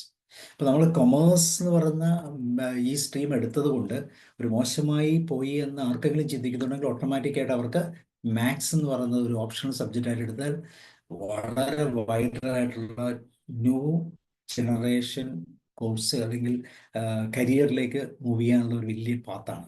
അപ്പോൾ ഇൻഫർമാറ്റിക്സ് ആൻഡ് പ്രാക്ടീസസ്, IP, അവിടെ നമ്മൾ എടുക്കുമ്പോൾ കമ്പ്യൂട്ടർ സയൻസ് അല്ലെങ്കിൽ IP എടുക്കുകയാണെങ്കിൽ വീണ്ടും ടെക് റിലേറ്റഡ് ആയിട്ടുള്ള കരിയറിലേക്ക് മാറാനുള്ള ഒരു ഓപ്ഷനുണ്ട്. അതുപോലെ തന്നെ എൻ്റർപ്രണർഷിപ്പ് എടുക്കുകയാണെങ്കിൽ സ്റ്റാർട്ടപ്പ്, ബിസിനസ് എന്തോസിയാസ്റ്റ്. അപ്പോൾ എന്താണ് സ്റ്റാർട്ടപ്പ്, എന്താണ് ബിസിനസ് എന്തോസിയാസ്റ്റിക് എന്നൊക്കെ പറയുന്ന കാര്യങ്ങളെക്കുറിച്ച് കുട്ടികൾക്ക് കൃത്യമായ ഒരു ബോധവൽക്കരണം കൊടുക്കുകയാണെങ്കിൽ ഒരുപക്ഷെ അവർക്ക് ഈ പറയുന്ന ഓപ്ഷൻ പേപ്പറുകൾ എൻ്റർപ്രണർഷിപ്പ് എടുക്കാം. ഒരുപക്ഷെ മാതാപിതാക്കൾക്കോ അല്ലെങ്കിൽ അവരുടെ അറിയുന്നവർക്കോ ഇങ്ങനത്തെ ഒരു ഹിസ്റ്ററി ഉണ്ടെങ്കിൽ തീർച്ചയായിട്ടും. അതുപോലെ തന്നെ സൈക്കോളജി, സോഷ്യോളജി എടുക്കുകയാണെങ്കിൽ ബിഹേവിയറൽ എക്കണോമിക്സ് അല്ലെങ്കിൽ HR ബേസ്ഡ് ആയിട്ടുള്ള എക്കണോമിക്സിനുള്ള പാർട്ടിലേക്ക് പോകാം. അതിന് ഫിസിക്കൽ എഡ്യൂക്കേഷൻ തീർച്ചയായിട്ടും വളരെ ലൈറ്റ് ലോഡാണ്. നമ്മൾ ആദ്യം പറഞ്ഞു ഫിസിക്കൽ എഡ്യൂക്കേഷനുമായി ബന്ധപ്പെട്ട് സ്പോർട്സ് മെഡിസിനുമായിട്ട് ബന്ധപ്പെട്ടുള്ള കാര്യങ്ങളൊക്കെ പറഞ്ഞു. അപ്പോൾ ഇതാണ് പ്രധാനമായിട്ടും കൊമേഴ്സ് സ്ട്രീമിൽ ഓപ്ഷണൽ സബ്ജക്ട്സ് എടുക്കുമ്പോൾ ഉണ്ടാകുന്ന പ്രത്യേകതയുള്ള ചില ഭാഗങ്ങൾ. ദെൻ ഇതിനെ നമുക്കൊന്ന് ബ്രീഫ് ചെയ്യാം. നമ്മൾ commerce with maths and without maths എന്ന് പറയുന്ന 2 കാറ്റഗറിയാണ്. സോ വിത്തൗട്ട് മാത്സ് എന്ന് പറഞ്ഞാൽ simple CA, BCom, BA, law, arts ഇങ്ങനെയുള്ള കാര്യങ്ങളിലേക്ക് പോകും. വിത്ത് മാത്സ് ആണെങ്കിൽ CA, BCom ഓണേഴ്സിലേക്ക് പോകും. അതുപോലെ തന്നെ എക്കണോമിക്സിൻ്റെ ഓണേഴ്സ്, ചുരിദാർ സയൻസ് ഇങ്ങനെയുള്ള കാര്യങ്ങൾ. അതുപോലെ തന്നെ കൊമേഴ്സ് വിത്ത് മാത്സ് ആണെങ്കിൽ കരിയർ സ്കോപ്പ് എന്ന് വെച്ചാൽ ഫിനാൻസ് മാനേജ്മെൻറ്റ്, മാർക്കറ്റിംഗ് ഈ തലങ്ങളാണ്. അവിടെ IT കൺസെപ്റ്റിലേക്കാണ് പോകുന്നത്. Data science, economics, CFA, MBA അങ്ങനെയുള്ള സ്വല്പം കൂടെ ഹയർ ഏരിയ വിത്ത് മാത്സ് ആണെങ്കിൽ. അപ്പോൾ പുതിയൊരു ചേഞ്ചാണ്. പുതിയ AI ബേസ്ഡ് ആയിട്ടുള്ള ഒരു എമർജിങ് ഫീൽഡ് വരുമ്പോൾ ഓട്ടോമാറ്റിക്കായിട്ട് വിത്ത് മാത്സിന് ഇമ്പോർട്ടൻസ് കൂടുക. അതുപോലെ basic calculations, that is maths needed. മറ്റേ കേസിൽ മാത്സിൻ്റെ ആവശ്യമില്ല. അതുപോലെ തന്നെ top courses BA, BCom, LLB ആണ്. മറ്റേത് ഓണേഴ്സ് ആണെന്ന് പറഞ്ഞു കഴിഞ്ഞു. പ്രധാനപ്പെട്ട എൻട്രൻസ് എക്സാമിനേഷൻ തീർച്ചയായിട്ടും അതിനെക്കുറിച്ചൊന്ന് മനസ്സിലാക്കുന്നതാണ്. Then after commerce, best career path after commerce. ഇപ്പോൾ കൊമേഴ്സിന് ശേഷം എങ്ങോട്ടൊക്കെ പോകാം? നമ്മൾ എഞ്ചിനീയർ, ഡോക്ടർ ഈ ഒരു കാറ്റഗറിയിൽ തന്നെയാണ് നമ്മളുടെ പലപ്പോഴും ഒരു 90% മാതാപിതാക്കളും കുട്ടികളും ശ്രദ്ധിക്കുന്നത്. പക്ഷെ അതിനേക്കാളൊക്കെ വൈഡർ ഓപ്പർച്യൂണിറ്റീസ് ഉള്ള ഒരു തലമാണ് കൊമേഴ്സ് എന്ന് കൃത്യമായിട്ട് അവർ പറഞ്ഞ് മനസ്സിലാക്കി കൊടുക്കാൻ പലപ്പോഴും നമുക്ക് പറ്റുന്നില്ല. അത് കിട്ടാത്തത് കൊണ്ട് അങ്ങനെയല്ല, വളരെ റെപ്യൂട്ടഡ് ആയിട്ടുള്ള ഒരു കോഴ്സ് സ്ട്രക്ചറാണ് ഇവിടെ ഉള്ളത്, അല്ലെങ്കിൽ കരിയർ സ്ട്രക്ചറാണ് ഉള്ളത്. Chartered accountant, CA foundation, CA intermediate, then CA final. അതുപോലെ തന്നെ skill needed accounting, taxation, auditing. Salary 6 to 15 LPA after CA. Top employers എന്തൊക്കെയാണ്? ഒത്തിരി കമ്പനികളുണ്ട്. EY ഉണ്ട്, PwC ഉണ്ട്. ഇതല്ലാതെ ഇന്ത്യക്ക് വെളിയിലേക്ക് വളരെ ഓപ്പർച്യൂണിറ്റീസ് ഉണ്ട്. അതുപോലെ company secretary, CS, that is CS foundation, CS executive and CS professional. ഇവിടെയും സാലറി കോമ്പറ്റൻ്റ് ആണ്. കോർപ്പറേറ്റ് ലോ ആൻഡ് കംപ്ലയൻസ് ഇങ്ങനെയുള്ള കാര്യങ്ങളിലൊക്കെ ഇത് ഉപയോഗിക്കാൻ പറ്റും. അപ്പം കരിയർ പാത്ത് ആഫ്റ്റർ കൊമേഴ്സ് ആണ്. ഇതുപോലെ അടുത്ത പാത്ത് എന്ന് വെച്ചാൽ ബാച്ചിലർ ഓഫ് കൊമേഴ്സ്, BCom അല്ലെങ്കിൽ BCom ഓണേഴ്സ്. ഓണേഴ്സ് എന്ന് പറയുമ്പോൾ മാത്സ് നമ്മൾ ഓപ്ഷണലായിട്ട് എടുക്കണമെന്ന് പറഞ്ഞു വരും. അപ്പോൾ ഇവിടെ അങ്ങനെയുള്ള BCom ജനറൽ ഉണ്ട്, ബാങ്കിങ് ആൻഡ് ഫിനാൻസ്. ഓണേഴ്സ് വരുമ്പോൾ CFA, MBA, data analysis. Hello, മാത്സിൻ്റെ കോമ്പിനേഷൻ വരുമ്പം വളരെ റൈറ്റ് ആയിട്ടുള്ള ഫ്യൂച്ചറിലേക്കാണ് കടന്നു പോകുന്നത്. അതുപോലെ BCom accountant finance, CA, ACCA, അങ്ങനെയുള്ള പുതിയ കോഴ്സുകൾ ഇഷ്ടംപോലെ സർട്ടിഫൈഡ് കോഴ്സുകളുണ്ട്. അതുപോലെ ടോപ്പ് കോളേജസ് പറയാണ്ട് SRCC, LSR, ഇങ്ങനെയുള്ള ക്രൈസ്റ്റ് യൂണിവേഴ്സിറ്റി, ഇങ്ങനെയുള്ള കോഴ്സുകൾ ഒത്തിരി ഉണ്ട്.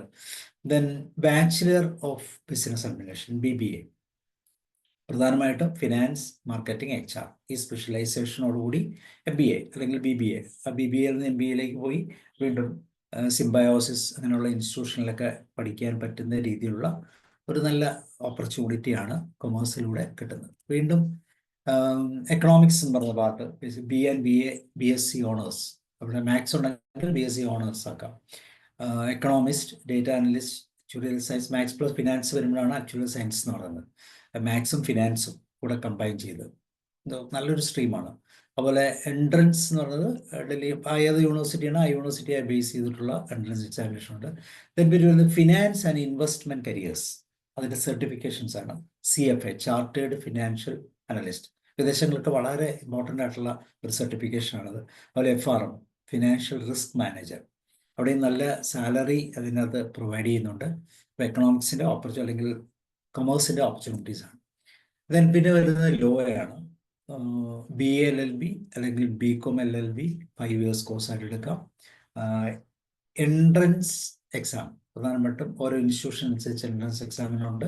Corporate lawyer, legislation, legal advisor, ഇങ്ങനെയുള്ള കാര്യങ്ങൾ തലങ്ങളിൽ ഇതിനെക്കുറിച്ച് വളരെ പോപ്പുലർ ആയിട്ടുള്ള കുറേ അഡ്വക്കേറ്റ്സുമായിട്ടുള്ള അവരുടെ കേസ് ഹിസ്റ്ററികൾ, അവരുടെ ലൈഫ്, അവരുടെ അച്ചീവ്മെൻറ്റ്സ്, ഇങ്ങനെയുള്ള കാര്യങ്ങളെല്ലാം കുട്ടികളെ ഒന്ന് ബോധവൽക്കരിക്കുമ്പോൾ ഇങ്ങനെയുള്ള ഫീൽഡിലേക്ക് പോകാനുള്ളൊരു സാധ്യത തീർച്ചയായിട്ടും ഉണ്ടാകും.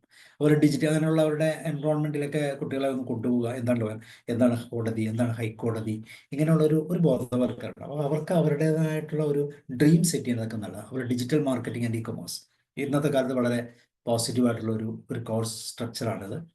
Google certifications, MBA in digital marketing, SEO specialist, പ്രത്യേകിച്ച് സോഷ്യൽ മീഡിയ മാനേജർ, ഇങ്ങനെയുള്ള തലങ്ങളിലൊക്കെ നമുക്ക് ഉപയോഗിക്കാം. ഒപ്റ്റിമൈസ് ചെയ്യാൻ വേണ്ടി ഇങ്ങനെയുള്ള കാര്യങ്ങൾ, പ്രത്യേകിച്ച് യൂട്യൂബ് ഒപ്റ്റിമൈസേഷൻ, ഇങ്ങനെയൊക്കെ പലതരത്തിലുണ്ട്. ഡിജിറ്റൽ മാർക്കറ്റിംഗ് ഒരു വലിയ സ്ട്രീം തന്നെയുണ്ട്. ഇത് വളരെ പോപ്പുലറാണ്.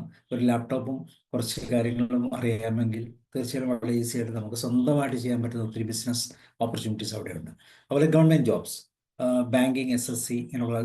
അതുപോലെ തന്നെ നമുക്ക് ഇമ്പോർട്ടൻ്റ് ആയിട്ട് നമുക്ക് പറയാൻ പറ്റുന്നത് പ്രധാനമായിട്ടുള്ള എക്സാമിനേഷൻ, റെയിൽവേ, അതുപോലെ ബാങ്കിൻ്റെ എക്സാമിനേഷൻ, SSCയുടെ എക്സാമിനേഷൻ, ഇങ്ങനെയുള്ളതെല്ലാം ഈ ഒരു ഫീൽഡുമായിട്ട് കണക്ട് ചെയ്ത് വളരെ ഈസി ആയിട്ട് നമുക്ക് കൊണ്ടുപോകാൻ പറ്റും.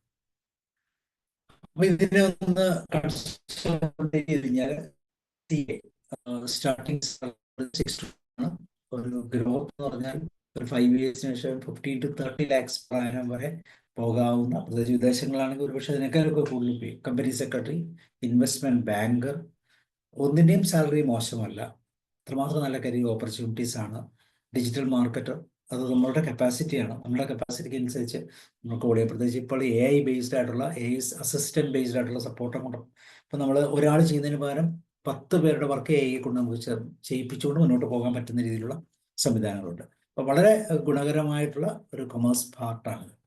Then if you take maths with commerce, വീണ്ടും അവിടെ ഒരു സ്ട്രെസ് കൊടുക്കുകയാണ്. If you can pursue CFA, actual science വെച്ചാൽ കൊമേഴ്സ് പ്ലസ് ഫിനാൻസ്, അല്ലെങ്കിൽ mathematics plus finance, then BSc economics, അപ്പം down to data science, MBA, കോൺ സ്പെഷ്യലൈസേഷൻ, ഇങ്ങനെയുള്ള സ്പെഷ്യൽ കോഴ്സുകളിലേക്കൊക്കെ മൂവ് ചെയ്യാൻ മാത്സ് വളരെ ഇമ്പോർട്ടൻ്റ് ആണ്. എന്നുവെച്ചാൽ നമ്മൾക്കറിയാം IT ബേസ്ഡ് ആണ്. IT ബേസ്ഡ് എന്ന് പറയുമ്പോഴത്തേക്ക് ഓട്ടോമാറ്റിക്കായിട്ട് മാത്സുമായിട്ട് റിലേറ്റഡ് ആണ്. അതുകൊണ്ട് തന്നെ എക്കണോമിക്സ്, കൊമേഴ്സിൻ്റെ കൂടെ മാത്സും കൂടെ ഉണ്ടെങ്കിൽ തീർച്ചയായിട്ടും ഒരു സ്പെഷ്യലൈസേഷനായിട്ട് അത് ട്രീറ്റ് ചെയ്യും. And if you skip maths അങ്ങനെയാണെങ്കിൽ CS BCom ലോ BBA ഇങ്ങനെ HR മാർക്കറ്റിംഗ് അങ്ങനെയുള്ള ബാങ്കിങ് അങ്ങനെയുള്ള തലങ്ങളിലേക്ക് എന്റർപ്രണർഷിപ്പിലേക്ക് പോകാനുള്ള വലിയ സാധ്യതകളാണ്. എമർജിങ് കൊമേഴ്സ് കരിയേഴ്സ് നമ്മൾ ആദ്യം കണ്ട പോലെ ഫിൻടെക്, ബ്ലോക്ക് ചെയിൻ എന്നൊക്കെ പറയുന്ന നമ്മളുടെ ഡേറ്റ നെറ്റ്വർക്ക് ഉപയോഗിക്കുന്ന സിസ്റ്റം, അതുപോലെ തന്നെ AI ഇൻ ബാങ്കിങ്, ഇവിടെ എല്ലാം ഫിൻടെക് എന്ന് പറഞ്ഞ പുതിയൊരു ഫിനാൻസ് പ്ലസ് ടെക്നോളജി, എഞ്ചിനീയറിംഗ് അല്ലെങ്കിൽ നമ്മൾ ആദ്യം പറഞ്ഞ പോലെ ടെക്നോളജി പ്ലസ് ഫിനാൻസ്, ഫിനാൻസിൽ കൂടെ പോയിട്ട് ടെക്നോളജിയുടെ ഒരു കണക്ടിവിറ്റിയിൽ കടന്നു വരിക. അപ്പോൾ sustainability accounting, behaviour economics, then commerce management, ഇവിടെയെല്ലാം വളരെ എമർജിങ്. ഇപ്പോൾ ഈ 2024 ബിയോണ്ട് ആയിട്ട് അല്ലെങ്കിൽ AI ബേസ് പെർസ്പെക്റ്റീവിൽ നമ്മൾ ചിന്തിക്കുമ്പോൾ നമുക്ക് ചെന്ന് ചേരാൻ പറ്റുന്ന വളരെ ഇഫക്റ്റീവായിട്ടുള്ള emerging commerce careers. Then choose commerce with maths if you love numbers, finance or data. അപ്പം ഇവിടെയാണ് നമ്മൾ മാതാപിതാക്കൾ ശ്രദ്ധിക്കേണ്ട ഒരു പോയിന്റ്. എങ്ങനെയാണത് നമ്പേഴ്സ്, ഫിനാൻസ്, ഡേറ്റ ഇങ്ങനെയുള്ള കാര്യങ്ങൾ അവർ, അപ്പോൾ ഈ തീർച്ചയായിട്ടും ഇങ്ങനെയുള്ള കാര്യങ്ങളിൽ അവർക്ക് ഒരു പ്രാക്ടീസ് കൊടുക്കണം. വീട്ടിലെ ഹോം അക്കൗണ്ടിങ് കുട്ടികളെ ഏൽപ്പിക്കുക, അല്ലെങ്കിൽ പൈസ കൊടുക്കാൻ വിടുക, വാങ്ങാൻ വിടുക, അവരെ മണി എങ്ങനെയാണ് മാനേജ് ചെയ്യുന്നത്, അങ്ങനെയുള്ള അവരുടെ നമ്പറിങ് രീതി എങ്ങനെയാണ്, കൗണ്ടിങ് എങ്ങനെയാണ്, ഇങ്ങനെയുള്ള കാര്യങ്ങളൊക്കെ മനസ്സിലാക്കുമ്പോൾ കൊമേഴ്സ് വിത്ത് മാത്സ് എന്ന് പറയുന്ന ഏരിയ വളരെ കൃത്യമായിട്ട് നമുക്ക് മനസ്സിലാക്കാൻ സാധിക്കും. അതുപോലെ ചൂസ് കൊമേഴ്സ് വിത്തൗട്ട് മാത്സ്, അവിടെ മാനേജ്മെന്റ്, ലോ, മാർക്കറ്റിംഗ്. ഇപ്പം മാത്സ് നമ്മൾ ആദ്യം പറഞ്ഞ പോലെ മാത്സിന് നല്ല താല്പര്യമുള്ളൊരു കുട്ടിയാണെങ്കിൽ കൊമേഴ്സ് വിത്ത് മാത്സ് പോയി കഴിഞ്ഞാൽ കുറേ ബെനിഫിറ്റുകളുണ്ട്. അവിടെ മാതാപിതാക്കൾ ശ്രദ്ധിക്കേണ്ട കുറേ ഏരിയകളുണ്ട്. Whether they are love with numbers, finance or data. തിരിച്ച് അങ്ങനെ അല്ലെങ്കിൽ തീർച്ചയായിട്ടും മാനേജ്മെന്റ്, ലോ, മാർക്കറ്റിംഗ് തലത്തിൽ പോകാം. ഏതാണെങ്കിലും എപ്പോഴും ഇന്റേൺഷിപ്പുകൾ, സർട്ടിഫിക്കേഷൻസ് ഇങ്ങനെയുള്ള കാര്യങ്ങൾ എപ്പോഴും കുട്ടികളെ എടുപ്പിക്കാൻ, പ്രത്യേകിച്ചും ഇത് ഡിഗ്രി ലെവൽ കഴിഞ്ഞിട്ടായിരിക്കും എങ്കിൽ പോലും, അല്ലെങ്കിൽ ഈ പറയുന്ന കൊമേഴ്സിൻ്റെ +2 ലെവൽ കഴിഞ്ഞിട്ടാണെങ്കിലും ഇങ്ങനെയുള്ള കാര്യങ്ങളെക്കുറിച്ചൊക്കെ ഒരു ബോധം കുട്ടികളോടൊപ്പം മാതാപിതാക്കൾക്കും ഉണ്ടാകുമ്പോഴാണ് അവരെ കൃത്യമായിട്ട് ഗൈഡ് ചെയ്യാൻ പറ്റുന്നത്. ദെൻ ലാസ്റ്റ് പാർട്ട് വരുമ്പോൾ ഹ്യൂമാനിറ്റി ഓർ ആർട്സ്, അതിൻ്റെ കോർ സബ്ജക്റ്റുകൾ തീർച്ചയായിട്ടും ഒത്തിരിയുണ്ട്. ഏത് വേണമെങ്കിലും സെലക്ട് ചെയ്യാം. History, Indian and world history, archaeology, political science, psychology is again coming, sociology, economics, geography, philosophy, അവിടെ തന്നെ ലോജിക്, എത്തിക്സ് പലതുണ്ട്, ഇന്ത്യൻ വെസ്റ്റേൺ, അതുപോലെ literature, mathematics, fine arts, home science, ഒത്തിരി ഓപ്ഷൻസ് ആണ്. ഇതിൽ ചൂസ് 4 to 5. അപ്പം ഇത്രയും ഓപ്ഷൻസ് നമ്മൾ ഹ്യൂമാനിറ്റീസിൻ്റെ സൈഡിലുണ്ട്. ഇതിലെല്ലാം എല്ലാവർക്കും ഒരുപോലെ സ്യൂട്ടബിൾ ആകണമെന്നില്ല. അപ്പോൾ ഇതാണ് 8, 9, 10 കാലഘട്ടങ്ങളിൽ കൃത്യമായിട്ട് ഇത് ഏത് സബ്ജക്റ്റ്, അപ്പോൾ അത് മാതാപിതാക്കൾ കൃത്യമായിട്ടൊരു ഗ്രാഹ്യമാണ് ഇത്ര കോർ സബ്ജക്റ്റുകളുണ്ടെന്നും ഈ കോർ സബ്ജക്റ്റുകളിൽ ചിലതൊക്കെയാണ് എടുക്കേണ്ടതെന്നും അതിൽ കുട്ടികൾക്ക് ഏറ്റവും ഗുണകരമായിട്ടുള്ള ഏതാണ്, ഇങ്ങനെയുള്ളതിനെക്കുറിച്ചൊക്കെ മാതാപിതാക്കളുടെ പാർട്ടിൽ നിന്ന് ഒരുപക്ഷെ അധ്യാപകരുമായിട്ടുള്ള കണക്ടിവിറ്റിയിലൂടെയൊക്കെ തിരിച്ചറിഞ്ഞ് മനസ്സിലാക്കി കുട്ടികളെ ഗൈഡ് ചെയ്യേണ്ട ഉത്തരവാദിത്വം മാതാപിതാക്കൾ. അങ്ങനെയാണെങ്കിൽ ബെസ്റ്റ് ഫോർ സ്റ്റുഡൻസ് എന്തൊക്കെയാണ് ഈ പറയുന്ന ഹ്യൂമാനിറ്റീസ് കുട്ടികൾക്ക് ശ്രദ്ധിക്കേണ്ട കാര്യങ്ങൾ? Enjoy reading, writing and critical analysis. Data analysis ഒക്കെ കറക്റ്റായിട്ട് ചെയ്യാൻ, മാനിപ്പുലേഷൻസ് എങ്ങനെയാണ്, അതുപോലെ സ്ട്രോങ് കമ്മ്യൂണിക്കേഷൻ ആൻഡ് ഡിബേറ്റ്സ് വളരെ ഇമ്പോർട്ടൻ്റ്. അതുതന്നെ curious about society, culture and human behaviour. Then conceptual learning over formulas and equation, and find diverse career. അപ്പോൾ ഇവിടെ എല്ലാം ഇങ്ങനെയുള്ള ചില പ്രത്യേക അല്ലെങ്കിൽ ഒന്നുകിൽ നമ്മളിത് ബിൽഡ് ചെയ്യണം കുട്ടികളിൽ, അല്ലെങ്കിൽ കുട്ടികൾക്ക് ഇതുണ്ടോ എന്ന് നമ്മൾ തിരിച്ചറിയണം. ഇങ്ങനെ ഒരു ഓപ്ഷനാണ് നമ്മൾ എടുക്കുന്നതെങ്കിൽ തീർച്ചയായും ഇങ്ങനെയുള്ള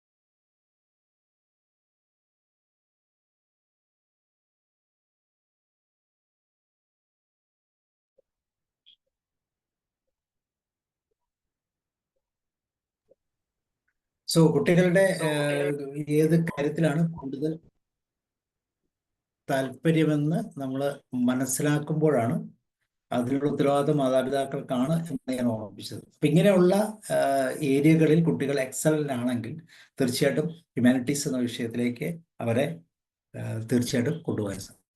അതുപോലെ ലോ ആൻഡ് ലീഗൽ സർവീസസ്, പ്രധാനമായിട്ടും 5 years BA LLB സ്പെഷ്യലൈസേഷൻ, അതിൻ്റെ കോർപ്പറേറ്റ് ലോയുടെ പ്രത്യേകതകളുണ്ട്. അതുപോലെ സിവിൽ സർവീസ്, ഇങ്ങനെയുള്ള കാര്യങ്ങൾക്ക് വളരെ ഗുണകരമാണ്. ഞാൻ പറഞ്ഞു, പ്രത്യേകിച്ച് ഹ്യൂമാനിറ്റീസ് ഒക്കെ ഈസിയായിട്ട് പഠിക്കാവുന്ന ഏരിയകളാണ്. അപ്പോൾ അതിനുശേഷം വേണമെങ്കിൽ ഈ പറഞ്ഞ സിവിൽ സർവീസിലേക്ക് പോകാൻ എളുപ്പമാണ്. എഞ്ചിനീയറിങ്ങോ മെഡിസിനോ ഒക്കെ കഴിഞ്ഞിട്ട് സിവിൽ സർവീസ് എടുക്കുന്നതിനേക്കാളും വളരെ എളുപ്പമാണ് ഇങ്ങനെയുള്ള കോഴ്സുകൾ. അതുപോലെ സൈക്കോളജി ആൻഡ് മെൻ്റൽ ഹെൽത്ത്, ഇങ്ങനെയുള്ള ഏരിയകൾ ഇവിടെയും വളരെ നല്ല കരിയർ ഓപ്പർച്യൂണിറ്റീസ് ഉള്ളതാണ്. പ്രത്യേകിച്ച് മെൻ്റൽ ഹെൽത്തിനൊക്കെ വളരെ ഇമ്പോർട്ടൻ്റ് ആണ്. MPhil PhD കഴിയുമ്പോൾ ഒരു ക്ലിനിക്കൽ സൈക്കോളജി തലത്തിൽ ഒരു സൈക്കോളജിസ്റ്റ്, അതുപോലെ ന്യൂറോ സൈക്കോളജിസ്റ്റ്, ഇൻഡസ്ട്രിയൽ സൈക്കോളജിസ്റ്റ്, ഇങ്ങനെയുള്ള തലങ്ങളിലേക്കൊക്കെ അവർക്ക് മാറാനുള്ള വലിയ ഓപ്പർച്യൂണിറ്റീസ് ആണ്. അതിൽ മറ്റൊരു ഏരിയയാണ് മീഡിയ ആൻഡ് ജേർണലിസം. ഇന്ന് നമ്മൾ പത്രമാധ്യമങ്ങളും അല്ലെങ്കിൽ ന്യൂസുകളൊക്കെ കാണുമ്പോൾ ഓരോ റിപ്പോർട്ടേഴ്സിന്റെ പെർഫോമൻസ് കൃത്യമായിട്ട് അറിയാം. ഡിജിറ്റൽ തലത്തിലാണ് അവർ ചെയ്യുന്നത്. വെർച്വൽ റിയാലിറ്റിയും അല്ലെ അങ്ങനെയുള്ള പുതിയ AI തരത്തിലുള്ള പ്രൊവിഷൻസ് ഉപയോഗിച്ചിട്ടാണ് അവർ ചെയ്യുന്നത്. അപ്പം അങ്ങനെയുള്ള കാര്യങ്ങൾ കൂടി ഇപ്പോൾ digital journalist, PR manager, documentary film maker, ഇങ്ങനെയുള്ള വളരെ പോപ്പുലർ ആയിട്ടുള്ള ഇൻസ്റ്റിറ്റ്യൂഷൻസും അവൈലബിൾ ആണ്.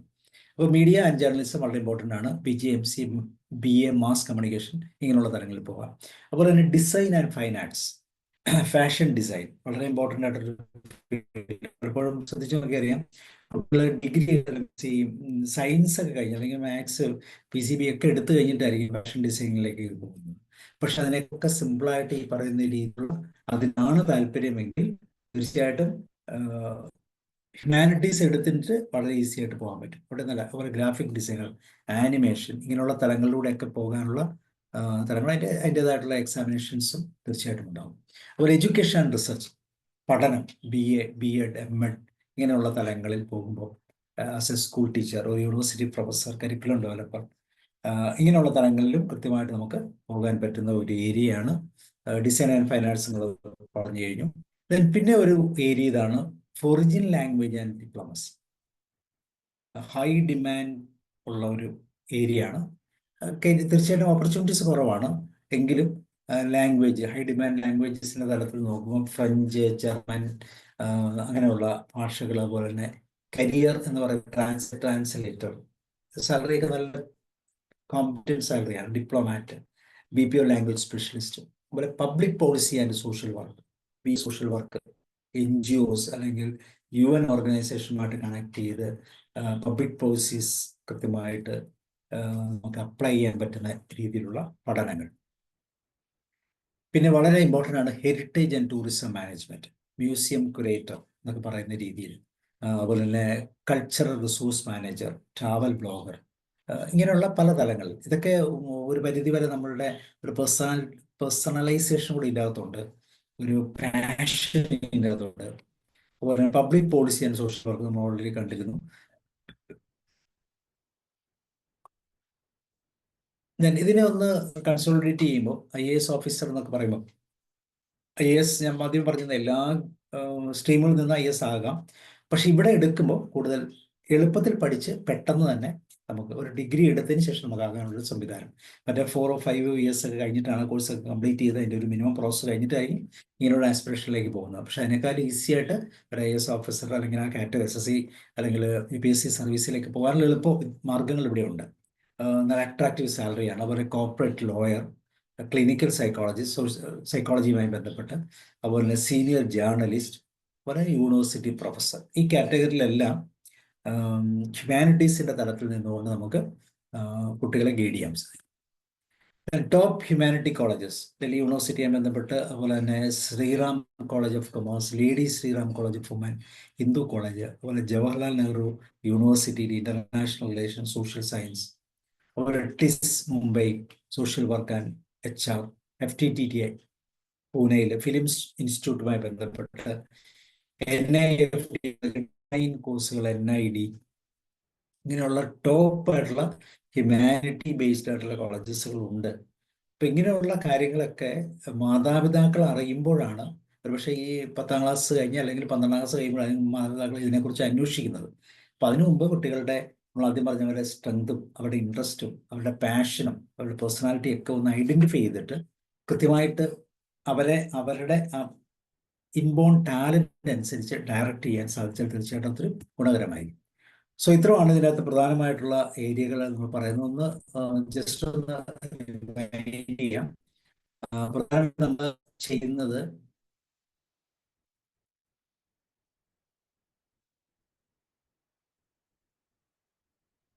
Before 10th and after 10th പറയുന്ന 2 കാറ്റഗറിയിലായിരുന്നു. ബിഫോർ 10th ഏറ്റവും കൂടുതൽ മാതാപിതാക്കളുടെ ഒരു ഉത്തരവാദിത്തമാണ് കുട്ടികളുടെ ഇൻട്രസ്റ്റും സ്ട്രെങ്തും മനസ്സിലാക്കുക എന്നുള്ളത്.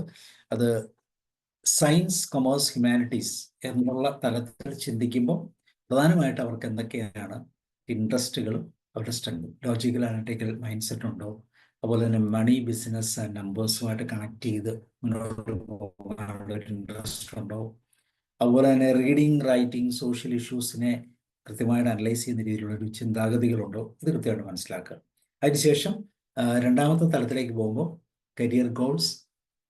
കുട്ടികളെ സംബന്ധിച്ചിടത്തോളം ഡോക്ടർ, എഞ്ചിനീയർ, ഒരു CA, MBA, ലോയർ, ഒരു മീഡിയ അല്ലെങ്കിൽ ഒരു ആർട്ടിസ്റ്റ്, ഇങ്ങനെയുള്ള തലങ്ങളായിരിക്കും. അപ്പോൾ ആ തലത്തിൽ ഏതാണ് കുട്ടികളുടെ ടാലൻറ്റ്, അവരുടെ ഏത് ഗോളിലേക്കാണ് അവർ പോകാൻ സാധ്യതയുള്ളത്, തീർച്ചയായിട്ടും അതിന് ഈ 2 തലങ്ങളിൽ മാതാപിതാക്കൾ ഹെൽപ്പ് ചെയ്യാൻ ചെയ്യും. അതിനുശേഷം 10th ശേഷം വരുമ്പോൾ തീർച്ചയായിട്ടും സയൻസ്, കൊമേഴ്സ്, ഹ്യൂമാനിറ്റീസ്, ഇങ്ങനെ 3 വിഷയങ്ങളും വൊക്കേഷണൽ മറ്റൊരു തലവും കൂടെ ചേർന്നുകൊണ്ട് ഒരു കരിയർ പെർസ്പെക്റ്റീവാണ് പറഞ്ഞത്. അതിൽ എല്ലാ കരിയേഴ്സും ഇപ്പോഴത്തെ നിലവാരത്തിൽ ഈ AI യുഗത്തിൽ വളരെ പോപ്പുലറാണ്, വളരെ എമർജിങ് ആയുള്ള ഒത്തിരി ഫീൽഡുകളുണ്ട്. ഒരുപക്ഷെ മാത്സ് എന്ന് പറയുന്ന ഒരു നമുക്കറിയാം, സയൻസിൽ മാത്സ് എടുക്കുക എന്ന് പറഞ്ഞാൽ വളരെ പ്രത്യേകതകളാണ്. എന്ന് പറഞ്ഞ പോലെ കൊമേഴ്സിലും ഹ്യൂമാനിറ്റീസിലും മാത്സ് എടുത്ത് മുന്നോട്ട് പോയി കഴിഞ്ഞാൽ അവിടെ ഉണ്ടാകുന്ന അഡീഷണൽ ഓപ്പർച്യൂണിറ്റീസിനെ കുറിച്ചാണ് നമ്മൾ സംസാരിച്ചത്. സോ ഇതാണ് ഏകദേശം 10ന് മുമ്പും 10ന് ശേഷവും എന്ന് പറയുന്ന ഒരു ടൈറ്റിലുമായി ബന്ധപ്പെട്ട് നമുക്ക് ചിന്തിക്കാനുള്ള വിഷയങ്ങൾ. Okay, thank U.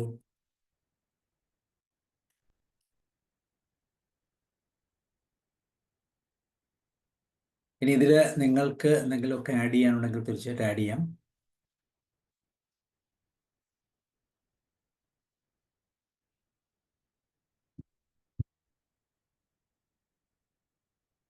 അൽകുമാർ സാർ, എന്താണ് ആഡ് ചെയ്യാനുള്ളത്? പഴയകാലത്ത് നല്ല ഒരു ക്ലാസ് ആയിരുന്നു സാറിൻ്റെ ക്ലാസ്. വളരെ വിപുലമായ രീതിയിൽ എല്ലാ കാര്യങ്ങളും സാറ് വളരെ വിശദമായിട്ട് പറയുകയുണ്ടായി. പ്രത്യേകിച്ചും പേരൻസിന് ഇതേറെ പ്രയോജനപ്പെടും. നമ്മൾ സാറ് കൂടുതലായിട്ട് ഉദ്ദേശിച്ച് 10ാം ക്ലാസ്സിന് മുമ്പുള്ള കാര്യങ്ങൾ വരുമ്പോൾ അതിന് മാതാപിതാക്കളുടെയും ബന്ധുമിത്രാദികളുടെയും ഒരു താല്പര്യം, അവരുടെയും കൂടെ ഒരു തീരുമാനങ്ങളിലേക്ക് കൊണ്ടുവരണം. 10ന് ശേഷമാണെങ്കിൽ സാർ പറഞ്ഞതുപോലെ തന്നെ കുട്ടികളുടെ പാഷന്, അവരുടെ interest and strength, inborn talents, ഇതെല്ലാം നമ്മൾ നോക്കേണ്ടതാണ്. അവരുടെ പാഷൻ എന്താണ് എങ്കിലും അവർ +2 കഴിയുമ്പോഴാണ് ആ കുട്ടികളുടെ യഥാർത്ഥത്തിൽ എന്ത് വേണമെന്നുള്ള ഒരു തീരുമാനത്തിലേക്ക് എത്താനും ഒക്കുള്ളൂ. അപ്പോൾ അത് നോക്കുക. പിള്ളേരുടെ താല്പര്യമില്ലാതെ ഒരു വിഷയം പഠിപ്പിച്ചു കഴിഞ്ഞാൽ പലരും വിട്ടിട്ട് പോകും. ഉദാഹരണം തന്നെ BDC കഴിഞ്ഞ് BAക്ക് ചേർന്ന പല കുട്ടികൾ പറയും, എനിക്കത് ബുദ്ധിമുട്ടാണ്, എന്നെ അന്ന് വല്ല ITIയിലോ ഒരു പോളിടെക്നിക്കിലോ സാധാരണക്കാരുടെ മക്കൾ ഇട്ടിരുന്നെങ്കിൽ ഞാൻ എങ്ങനെയെങ്കിലും ഇതിൽ വിജയിക്കുമായിരുന്നു എന്ന് പറയുന്നവരും ഉണ്ട്. അപ്പോൾ പിന്നെ സാർ ഒരു കാര്യം പറഞ്ഞതിനകത്ത് എൻ്റെ ഒരു അഭിപ്രായം കൂടെ പറഞ്ഞു കഴിഞ്ഞാൽ, ഈ പറയുന്ന സയൻസ് വിഷയങ്ങൾ എടുത്താൽ കൊമേഴ്സ് ആയിട്ടും BA എക്കണോമിക്സ് ആയിട്ടും പൊളിറ്റിക്കൽ സയൻസ് ആയാലും ഏത് വിഷയങ്ങൾക്ക് വേണമെങ്കിലും പഠിക്കാനുണ്ട്. ഉദാഹരണം തന്നെ സയൻസ് ഫസ്റ്റ് ഗ്രൂപ്പോ അല്ലെങ്കിൽ സെക്കൻഡ് ഗ്രൂപ്പോ എടുത്തതിന് ശേഷം അവന് തോന്നുകയാണ് എക്കണോമിക്സ് എടുക്കുക, പൊളിറ്റിക്കൽ സയൻസ് എടുക്കുക, അത് ഈസി ആയിട്ട് നടക്കും. പക്ഷേ ഒരു കൊമേഴ്സ് വിഷയമോ അതുപോലെ തന്നെ ഹ്യൂമാനിറ്റീസ് എടുത്തു കഴിഞ്ഞാൽ BSCക്ക് മാത്സോ ഫിസിക്സോ കെമിസ്ട്രിക്കോ ഒന്ന് പിന്നെ പോകണമെന്ന് വെച്ചാൽ അത് നടക്കുകയില്ല. അപ്പോൾ അതൊരു പ്രധാനപ്പെട്ട ഭാഗമാണ്. ഞാൻ തന്നെയാണെങ്കിലും എനിക്ക് ഫസ്റ്റ് ഗ്രൂപ്പായിരുന്നു പ്രീ ഡിഗ്രിക്ക് അന്ന് കിട്ടിയത്. കാരണം PDCക്ക് മാത്സിനും ഫിസിക്സിനും ഒക്കെ അല്പം മാർക്കുണ്ടായിരുന്നു. അപ്പം അതുകൊണ്ട് അപ്ലൈ ചെയ്തപ്പോൾ എനിക്ക് കിട്ടിയത് ഫസ്റ്റ് ഗ്രൂപ്പിലാണ്. അത് കഴിഞ്ഞിട്ട് അത് കഴിഞ്ഞ് ഞാൻ പിന്നെ ആഗ്രഹിച്ചത് എക്കണോമിക്സ് എടുക്കാനായിരുന്നു. എക്കണോമിക്സ് എടുക്കണമെന്ന് താല്പര്യപ്പെട്ട് കഴിഞ്ഞപ്പോൾ എനിക്ക് NSS കോളേജ് തൊട്ടടുത്തുള്ള കോളേജിലൊക്കെ കിട്ടിയത് എനിക്ക് BSc മാത്സാണ്. അപ്പോഴും ഞാൻ നോക്കിക്കഴിഞ്ഞു അവസാനം SB കോളേജിൽ എനിക്ക് BA എക്കണോമിക്സ് കിട്ടി. അങ്ങനെയാണ് എൻ്റെ താല്പര്യമായിട്ടുള്ള എക്കണോമിക്സിൽ ഞാൻ അവിടെ ചേർന്ന് പഠിച്ച് BA MAയും പാസ്സാക്കാൻ ഒത്തത്. അപ്പോൾ അത് നമ്മുടെ കുട്ടികൾക്ക് താല്പര്യമില്ലാത്ത വിഷയം പഠിപ്പിച്ചു കഴിഞ്ഞാൽ എന്നെന്നും ഒരു നിരാശയാവും. ഞാൻ ചില BSc മാത്സ് എടുത്തിട്ടെങ്കിൽ ചിലപ്പോൾ അത് ജയിച്ചെന്ന് പോലും തോന്നുന്നില്ല. കാരണം അത്രയും ഡിഗ്രി വന്നു കഴിയുമ്പോൾ അത് ചില ബുദ്ധിമുട്ടാവും. പക്ഷെ ഞാനത് MAക്കൊക്കെ പഠിപ്പിച്ചു കഴിഞ്ഞു. മൈക്രോ മാക്രോ എക്കണോമിക്സിന് ഈ ഫസ്റ്റ് ഗ്രൂപ്പിൻ്റെ ഡിഫറൻസിയേഷനും ഇതുപോലുള്ള കാര്യങ്ങളൊക്കെ എനിക്ക് കൂടുതൽ മനസ്സിലാക്കുവാനും വളരെ ഈസി ആയിട്ട് ആ കുട്ടികളെ അത് പറഞ്ഞ് മനസ്സിലാക്കുവാനും സാധിച്ചു. അത് ഫസ്റ്റ് ഗ്രൂപ്പ് പഠിച്ചതിൻ്റെ ഗുണമാണ്. അപ്പം അത് ഞാനിപ്പം കടന്നുപോയി, കൂടുതൽ പറയുന്നില്ല.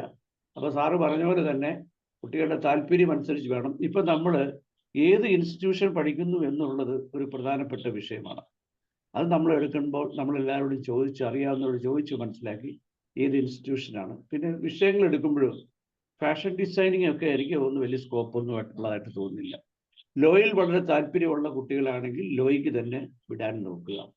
പിന്നെ അതോടൊപ്പം തന്നെ സൈക്കോളജി പഠിക്കണമെന്ന് സാറ് ഇവിടെ പറയുക തന്നെ, ക്ലിനിക്കൽ സൈക്കോളജി ഒക്കെ പഠിച്ചു കഴിഞ്ഞാൽ ജോലി സാധ്യത വളരെ കൂടുതലാണ്.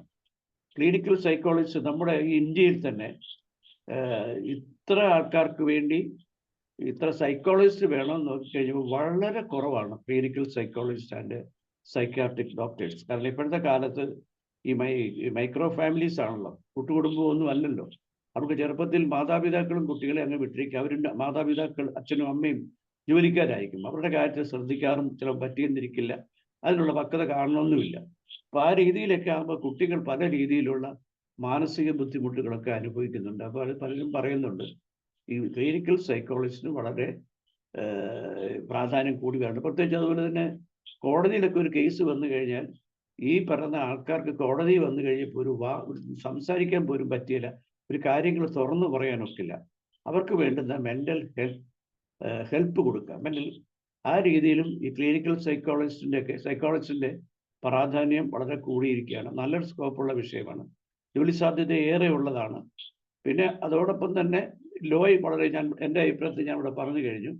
സാലറി പിന്നെ സിവിൽ സർവീസിനൊക്കെ പോകണമെന്നുണ്ടെങ്കിൽ IAS IPS പോലുള്ള വിഷയങ്ങൾ നോക്കുകയാണെങ്കിൽ ഈ പറയുന്നവരെല്ലാവരും പേടിച്ച് അതൊന്നും പോകാതിരിക്കുകയാണ്. ഞാൻ ഇച്ചിരി അഹങ്കാരത്തോട് പറയാൻ തോന്നുന്നു, അവിടെ ഞാൻ പ്രായമുള്ള ആളാണ്, പറയുന്നത് കുഴപ്പമില്ല. ഞാൻ MA കഴിഞ്ഞിട്ട് ജോലി കിട്ടാതിരുന്ന അവസരത്തിൽ ഞാൻ ട്രിവാൻഡ്രത്ത് അവിടെ യൂണിവേഴ്സിറ്റി കോളേജിൽ കോച്ചിങ് ക്ലാസ് നടത്തുന്നുണ്ടായിരുന്നു. അവിടെ സിവിൽ സർവീസ് IAS IPS അതിലെ ചീഫ് സെക്രട്ടറി ആയിരുന്ന ജിജി തോമസണും എൻ്റെ ഒരു ക്ലാസ്മേറ്റ് ആയിട്ട് വന്നായിരുന്നു സിവിൽ സർവീസ്. ഞാൻ ആദ്യത്തേക്ക് ഞാനും പാസ്സായതാണ്. അപ്പോൾ ആ പാസ്സായി കഴിഞ്ഞപ്പം അവനാണ് പ്രൊബേഷണറി ഓഫീസർ പോസ്റ്റിൽ ഇരുന്നവൾ രാജിവെച്ചിട്ടാണ് എൻ്റെ അറിവിൽ സിവിൽ സർവീസിന് വന്നു ചേർന്ന് പുള്ളി IAS പാസ്സായത്. അപ്പോൾ എൻ്റെ കൂടെ പഠിച്ചിരുന്ന മിക്കവർക്കും IAS കിട്ടി, അല്ലെങ്കിൽ IAS കിട്ടി. എനിക്ക് IAS മെയിൻ എഴുതി കിട്ടിയതാണ്. കാരണം അതുപോലെ സൗകര്യം എനിക്ക് അവിടെ കിട്ടി. അത് അങ്ങനെ ഒരു സൗകര്യം കോളേജിൽ ട്രിവാൻഡ്രത്ത് ഉണ്ടായിരുന്നു. അതിന് പോകാൻ വേറെ, ഞാൻ ലോയ്ക്കും ചേർന്നപ്പോൾ രണ്ടും പഠിക്കാൻ ഒത്തു. അപ്പോൾ രണ്ട് വിധത്തിലും നോക്കാൻ ഒത്തു. അപ്പോൾ IAS വളരെ ജോലി കിട്ടാൻ സാധ്യതയുണ്ട്. ആ IASന് വേണ്ടി പ്രിപ്പയർ ചെയ്യാൻ അതിന് താഴെയുള്ള ചില സെൻട്രൽ ഗവൺമെൻറ് ജോലികൾക്കും IAS IPSൻ്റെ ആ ജോലി കിട്ടിയില്ലെങ്കിൽ അതിന് താഴെയുള്ള ജോലികളും കിട്ടാൻ സാധ്യതയുണ്ട്. പിന്നെ ബാങ്കിങ് മേഖലയിൽ ഏറെ ചാൻസ് ഉണ്ട്. എൻ്റെ ഇപ്പം ഞാനത് മനസ്സിലാക്കിയത്, ഫസ്റ്റ് ഗ്രൂപ്പ് ഡിഗ്രിക്ക് പഠിച്ചു കഴിഞ്ഞിട്ട് BA MA ഇംഗ്ലീഷ് എടുത്തു കഴിഞ്ഞാൽ ബാങ്കിങ് LIC പോലുള്ള മേഖലകളിൽ പെട്ടെന്ന് അവർ ആ ടെസ്റ്റ് പാസ്സാകാൻ വെക്കും. ഇപ്പം തന്നെ ട്രിവാൻഡ്രം ഭാഗത്താണ് ഏറ്റവും കൂടുതൽ കോച്ചിങ് ക്ലാസ്സുകളൊക്കെ നടത്തുന്നത്. അവിടെ പഠിച്ചിട്ടുള്ള മിക്കവരും പെട്ടെന്ന് ബാങ്കിലും അതുപോലുള്ള സ്ഥാപന SSI സെൻട്രൽ ഗവൺമെൻറ് ജോലികളിലും സ്റ്റാഫ് സെലക്ഷൻ കമ്മീഷനിലൊക്കെ കിട്ടുന്നതായിട്ട് കണക്കുകൾ സൂചിപ്പിക്കുന്നുണ്ട്. അപ്പം അതൊന്നും പലർക്കും അറിയത്തില്ല. പിള്ളേർ ഫസ്റ്റ് ക്ലാസ്സിലോ ഫസ്റ്റ് റാങ്കിലോ ഒക്കെ പാസ്സായാലും ഈ കുട്ടികളാരും ജോലിയിൽ കയറി പറ്റുന്നില്ല. അതും നമ്മൾ മനസ്സിലാക്കേണ്ടതാണ്. ഇതുപോലുള്ള കോച്ചിങ് ക്ലാസ്സുകളൊക്കെ പഠിച്ചാലേ ഈ പഠന ആർട്സ് ആൻഡ് സയൻസ് വിഷയങ്ങൾ എടുത്തു വന്നാൽ ജോലി കിട്ടാനുള്ള സാധ്യത ഉണ്ടാകുകയുള്ളൂ. ഞങ്ങൾ അന്ന് ക്ലാസ് എടുക്കുമ്പോൾ ഡിഗ്രിക്ക് പറയുമ്പോഴും PGക്ക് പറയുമ്പോഴും ഇത് ഞാനിങ്ങനെ പറയാറുണ്ട്. നിങ്ങൾ റാങ്ക് മേടിച്ചു കഴിഞ്ഞാലും ഇങ്ങനെ ഒരു ജോലി വേണമെന്നുണ്ടെങ്കിൽ ഇതുപോലുള്ള കോച്ചിങ് ക്ലാസ്സിലൊക്കെ പോവുകയും ചെയ്യണം എന്നുള്ളത് പല മാതാപിതാക്കൾക്കോ പല കുട്ടികൾക്ക് പോലും അറിയത്തില്ല. അതിൻ്റെ ഇങ്ങനെ കൊടുത്ത ആൾക്കാർ പലരും ഇപ്പം നല്ല പോസ്റ്റിലുണ്ട്. സിവിൽ സർക്കിൾ ഇൻസ്പെക്ടർ ഇതുവരെയുള്ള പോസ്റ്റുകളിൽ കയറി ഒത്തിരി പേരുണ്ട്. ഞാൻ കൂടുതൽ പറയുന്നില്ല. എന്തായാലും സാറിൻ്റെ ക്ലാസ് വളരെ നല്ലതായിരുന്നു. പിന്നെ എല്ലാവർക്കും ഇളകനാൻ സാറും ഒക്കെ ഉണ്ട്, റോയ് സാറും ഒക്കെ ഉണ്ട്, ഒത്തിരി പേർക്ക് ഒത്തിരി പറയാനുണ്ട്. അതുകൊണ്ട് ഞാൻ അതിലേക്ക് കൂടുതൽ കടക്കുന്നില്ല. ലോ പഠിക്കുന്ന കാര്യവും അതൊക്കെ ഏറെ ജോലി സാധ്യതയൊക്കെ ഉള്ളതാണ്. ലോ പഠിച്ചു കഴിഞ്ഞാൽ അങ്ങനെയും പോകാം.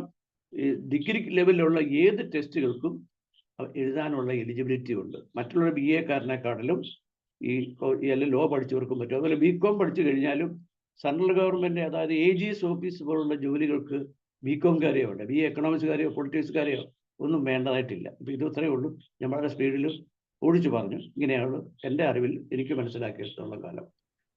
ഓക്കെ സാറേ. സാറ് കൊമേഴ്സ് എടുത്ത് മുന്നോട്ട് പോയതല്ലേ? അല്ലേ? അല്ല, ഞാൻ എക്കണോമിക്സ് ആയിരുന്നു.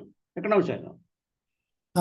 അപ്പം ഈ എക്കണോമിക്സ് എടുത്താൽ ഇങ്ങനെയൊക്കെയുള്ള ഒരു ഓപ്പർച്യൂണിറ്റി ഉണ്ട് എന്നുള്ള രീതിയിൽ മാതാപിതാക്കൾക്കൊരു ബോധ്യമില്ല. ആ മാതാപിതാക്കൾ ആകെ ചിന്തിക്കുന്നത് ഈ പറയുന്ന എന്താ, എഞ്ചിനീയറിംഗ് ആൻഡ് ഡോക്ടർ അല്ലെങ്കിൽ മെഡിസിൻ, ഈ രണ്ട് തലത്തിൽ ഒഴിച്ചിട്ട് ബാക്കിയുള്ള ഈ പറയുന്ന കോഴ്സുകൾ, ഇപ്പോൾ കൊമേഴ്സ് ആണെങ്കിലും അല്ലെങ്കിൽ ഹ്യൂമാനിറ്റീസിനാണെങ്കിലും ഒത്തിരി ഓപ്പർച്യൂണിറ്റീസ് ഉണ്ട് എന്നുള്ള ഒരു അറിവ് സത്യത്തിൽ മാതാപിതാക്കൾക്ക് ഇല്ലാതെ പോകുന്നത് കൊണ്ടാണ് പലപ്പോഴും, പ്രത്യേകിച്ച് AI കാലഘട്ടത്തിൽ ഒത്തിരി ഓപ്പർച്യൂണിറ്റീസ് ഉണ്ട്. അവരുടെ ഒപ്പം അതിനേക്കാളും കൂടുതൽ സാലറി. അപ്പം നമ്മൾ അഡ്വക്കേറ്റ്സ് എന്നൊക്കെ പറഞ്ഞില്ലേ, വളരെ ഈസി ആയിട്ട് എക്സ്പീരിയൻസ്ഡ് ആയി കഴിഞ്ഞാൽ ആ രീതിയിൽ ചെയ്യാം. പക്ഷെ അതിനകത്ത് എല്ലാത്തിനും ഒരു എഫേർട്ട് ഉണ്ട്. ആ എഫേർട്ട് എടുക്കണം. അത് ശരിയല്ലേ സാർ? ഒരു മാതാപിതാക്കൾക്ക് ഒരു അറിവ് കുറവില്ലേ? തീർച്ചയായിട്ടും ഉണ്ട് സാർ. ഞങ്ങളുടെ വീട്ടിൽ തന്നെയാണെങ്കിൽ ചേട്ടാനിമാരുടെ മക്കളൊക്കെ MA എക്കണോമിക്സ് തന്നെ എടുത്താൽ, എൻ്റെ ജ്യേഷ്ഠൻ്റെ അളിയന്മാരും MA കിട്ടും, ഉയർന്ന പോസ്റ്റിൽ ഇട്ടിട്ടുണ്ട്. സ്റ്റാറ്റിസ്റ്റിക്സിലൊക്കെ ജോയിന്റ് ഡയറക്ടറാക്കി. ഞാൻ കുറച്ച് കൊടുത്ത ബുക്കുകളും കൊണ്ടൊക്കെയൊക്കെ. അതിൽ എൻ്റെ ഒരു ജ്യേഷ്ഠൻ്റെ മകനും ഒരു ഓഫീസിലെ അസിസ്റ്റന്റ് മാനേജറാണ്, എക്കണോമിക്സുകാരനാണ്. ഞാൻ പറഞ്ഞു കൊടുത്തിട്ട് പല ആൾക്കാർക്കും പല രീതിയിൽ എക്കണോമിക്സ് പഠിച്ചിട്ടുള്ളവർക്ക് ജോലിയുണ്ട്. എൻ്റെ കൂടെ വർക്ക് ചെയ്യുന്ന ഒരു മുരളി സാർ മഹാരാജ് കോളേജിൽ പറഞ്ഞു, അല്ല സാർ, ഇങ്ങനെ ഉണ്ടോ, MA ഫസ്റ്റ് ക്ലാസ്സിലോ സെക്കൻഡ് ക്ലാസ്സിലോ പാസ്സായ ആരെങ്കിലും കുട്ടിയുണ്ടോ? ആ കുട്ടിക്ക് ഞാൻ ജോലി കൊടുക്കാം. ഇല്ല, നമുക്ക് കിട്ടാനില്ലെന്നാണ് പറഞ്ഞത്. അതായത് 10-15 വർഷങ്ങൾക്ക് മുമ്പ് പറഞ്ഞു സാർ. അപ്പം ഇത് ആരും മനസ്സിലാക്കുന്നില്ല. കാരണം എല്ലാവർക്കും ഒന്നെങ്കിൽ MBA അല്ലെങ്കിൽ എഞ്ചിനീയർ ആകുക. അത് നല്ല കോമ്പറ്റീഷനാണ്. പിന്നെ ഈ പോളിടെക്നിക്കിൽ പഠിച്ചു കഴിഞ്ഞാലും ജോലി സാധ്യതയുണ്ട്. റെയിൽവേയിലൊക്കെ വിളിക്കുന്നുണ്ട്. BTech പഠിച്ചാലും റെയിൽവേ കിട്ടുന്നുണ്ട്. അപ്പം പോളിടെക്നിക്ക് പഠിച്ച ഒത്തിരി പേര് ഇപ്പോൾ അസിസ്റ്റന്റ് എഞ്ചിനീയറായിട്ട് റിട്ടയർ ചെയ്തിട്ടുണ്ട്. അസിസ്റ്റന്റ് എഞ്ചിനീയർ വർക്ക് ചെയ്യുന്നുണ്ട്. നല്ല രീതിയിൽ വീടുണ്ടാക്കി കൊടുക്കുന്ന സിവിൽ എഞ്ചിനീയറിംഗ് പഠിച്ചിട്ടുള്ള ആൾക്കാരും ഉണ്ട്. അപ്പം ആ രീതിയിൽ ആരും മനസ്സിലാക്കുന്നില്ല. IT ആണെങ്കിൽ നല്ല ഉയർന്നു വരാം. ഡിപ്ലോമ പഠിച്ചു കഴിഞ്ഞാൽ 3 വർഷം 3 ഇയർ കോഴ്സ് പോളിടെക്നിക്കിൽ പഠിച്ചാൽ ഒത്തിരി പേര് നല്ല നിലയിലായിട്ടുണ്ട്. നല്ല ജോലിയാണ്. അസിസ്റ്റന്റ് എഞ്ചിനീയർ ലാറ്ററൽ എൻട്രിയിലൂടെ എഞ്ചിനീയറിംഗിന് കയറുകയും ചെയ്യും അല്ലേ? ലാറ്ററൽ എൻട്രിയിലൂടെ എഞ്ചിനീയറിംഗ് ആയിട്ട് അങ്ങനെ കയറാം. നല്ല രീതിയിൽ പോകാം. Okay sir, thank U. തീർച്ചയായിട്ടും ഇങ്ങനെയുള്ള ഒരു ബോധവൽക്കരണം മാതാപിതാക്കളുടെ ഇടയിൽ ഉണ്ടാകുമ്പോഴാണ് പ്രയോജനകരമായ റിസൾട്ടിലേക്ക് വരുന്നത്. ഉദയനൻ സർ, അഡ്മിറ്റ് ചെയ്യും.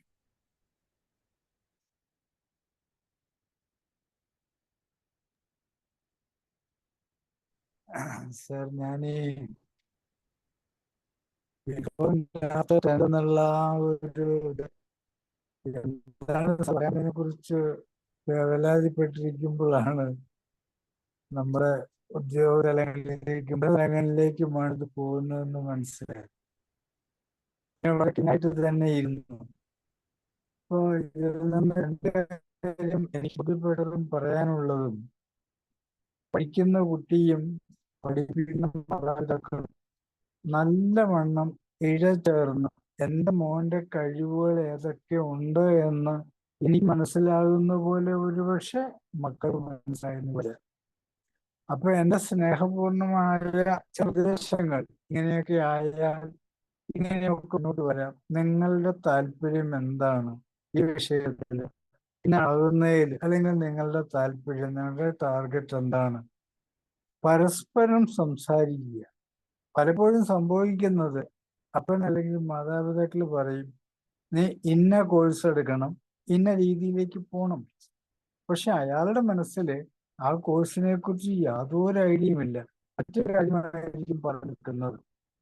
അപ്പൊ അത് തമ്മിലുള്ള ഡിഫറൻസും മുന്നോട്ട് പോകേണ്ട ആളുടെ താല്പര്യത്തിനും മാതാപിതാക്കൾ ചേർന്ന് നിൽക്കുക.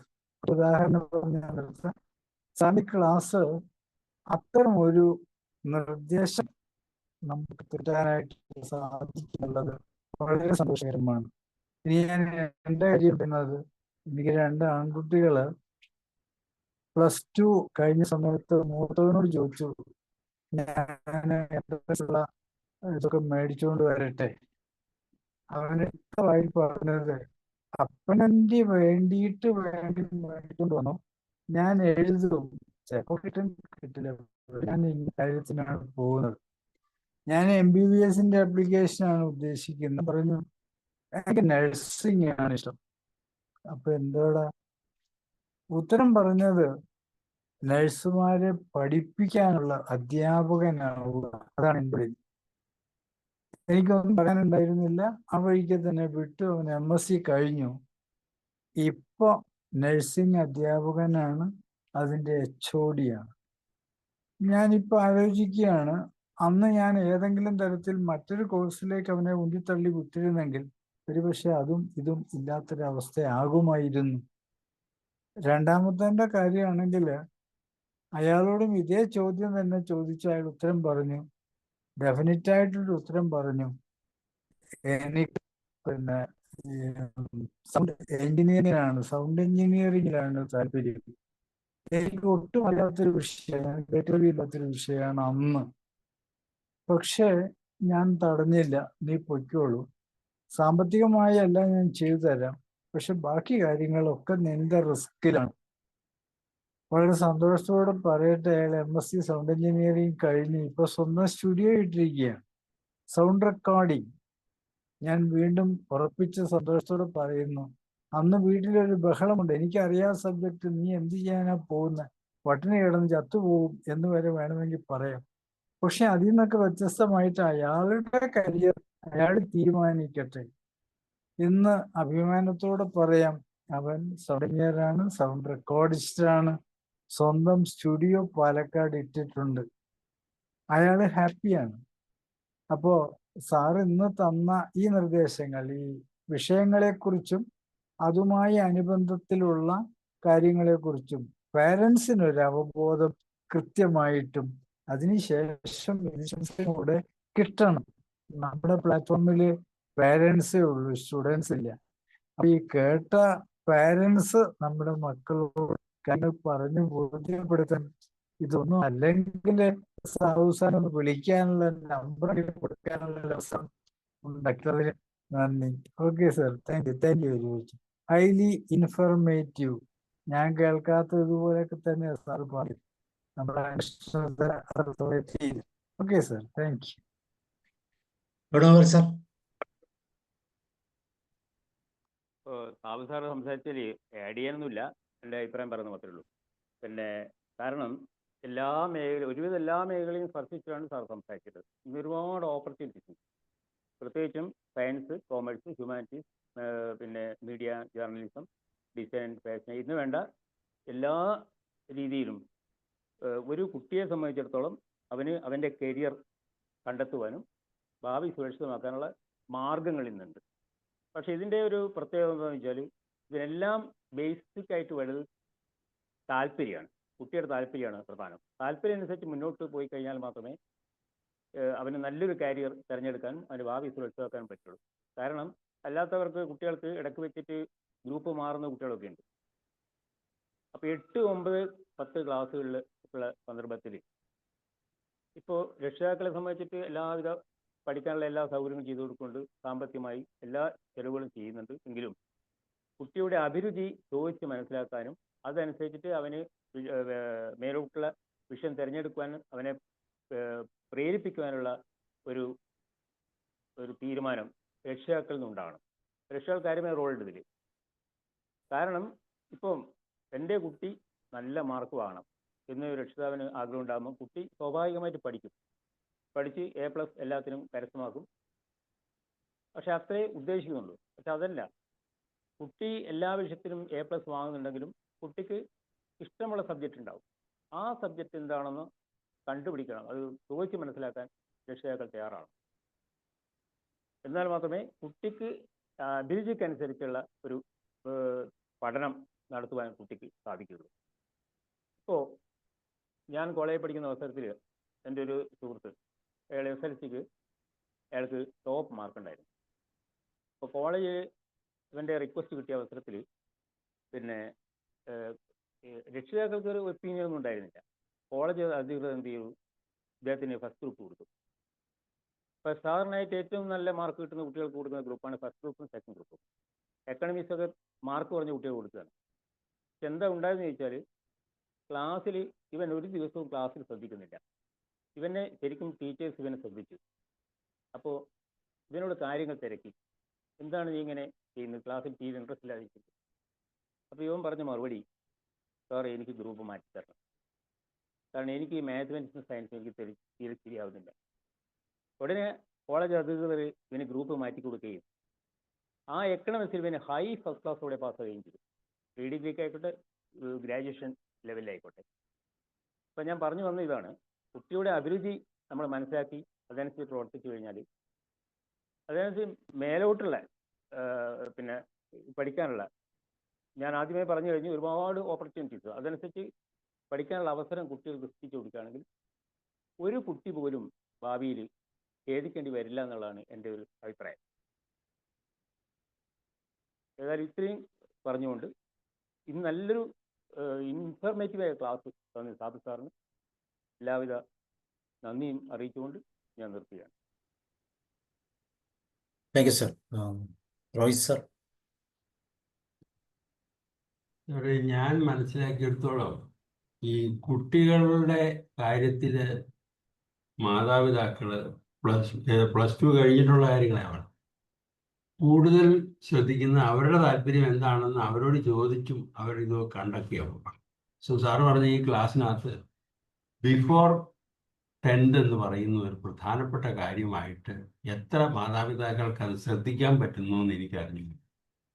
കാരണം അവരുടെ പ്രൊഫഷണൽ ലൈനിലും മറ്റുമൊക്കെ പോവുകയാണ്.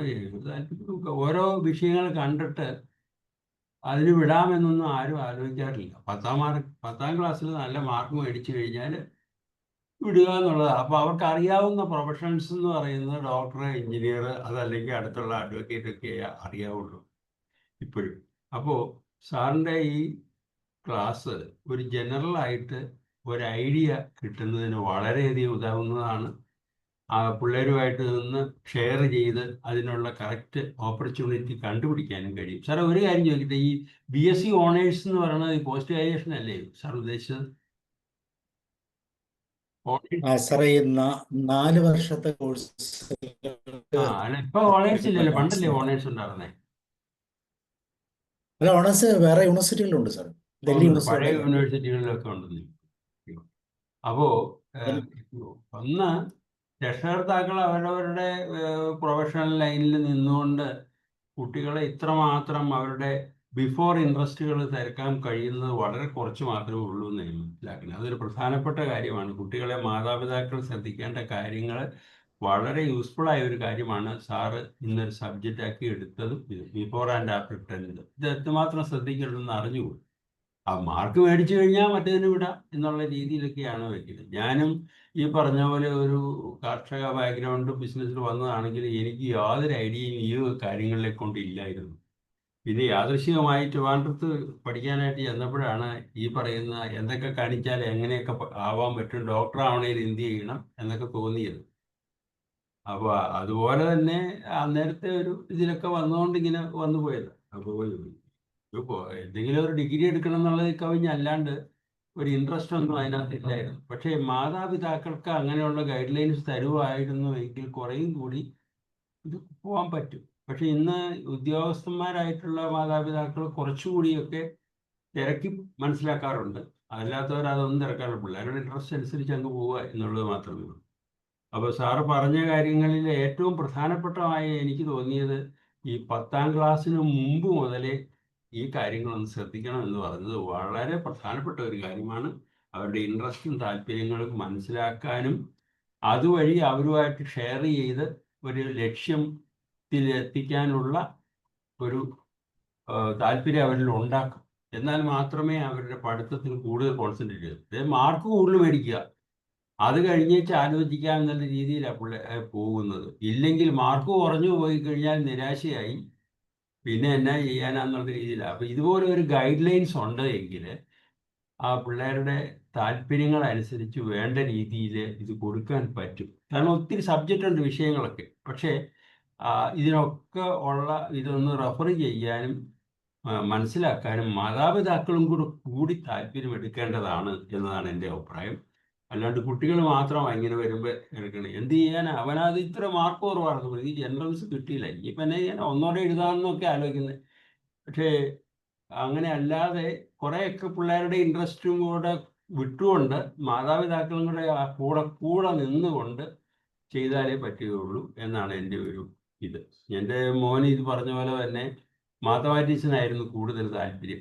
അപ്പോൾ എഞ്ചിനീയറിംഗ് ആയിട്ടുള്ള സബ്ജക്റ്റ് ആയിട്ട് ഇപ്പോൾ ആണ് താല്പര്യം. പക്ഷേ 10ാം ക്ലാസ്സിൽ മാക്സിമം ഇൻട്രസ്റ്റ് ഉണ്ടായിരുന്ന വിഷയത്തിന് മാർക്ക് കുറഞ്ഞു പോയപ്പോൾ നിരാശനായി. കാരണം ഇതിൽ കൂടുതൽ എനിക്ക് മാത്തമാറ്റിക്സ് പഠിക്കാനില്ലെന്നായി. അങ്ങനെയാണ് സെക്കൻഡ് ഗ്രൂപ്പ് എടുത്ത് +2 പഠിക്കാൻ തുടങ്ങിയത്. പക്ഷേ അത് കഴിഞ്ഞപ്പോൾ ഈ സബ്ജക്റ്റ് ഇൻട്രസ്റ്റും മറ്റതൊക്കെ വന്നപ്പോഴത്തേക്കും കൂടുതൽ താല്പര്യം കൊമേഴ്സ് വിഷയത്തിലേക്കായി. കൊമേഴ്സിൽ ഡിഗ്രിക്ക് അഡ്മിഷൻ കിട്ടത്തില്ല. അപ്പോൾ കൊമേഴ്സ് പഠിക്കാനായിട്ട് അങ്ങനെ മറ്റേ വലിയ വലിയ കോളേജുകളാണല്ലോ നമ്മൾ തിരക്കണേ. പക്ഷേ കൊമേഴ്സിന് അഡ്മിഷൻ കിട്ടാതെ വന്നു ഡിഗ്രിക്ക്. അവസാനം അത് തന്നെയാണ് CA തന്നെ ലക്ഷ്യം ഇട്ടുകൊണ്ടാണ് അദ്ദേഹം എങ്ങനെയൊക്കെ അത് മനസ്സിലാക്കി എടുത്തതാണ്. അപ്പോൾ അതനുസരിച്ച് നമ്മൾ ഗൈഡ്ലൈൻസ് കൊടുക്കുകയും ചെയ്തു.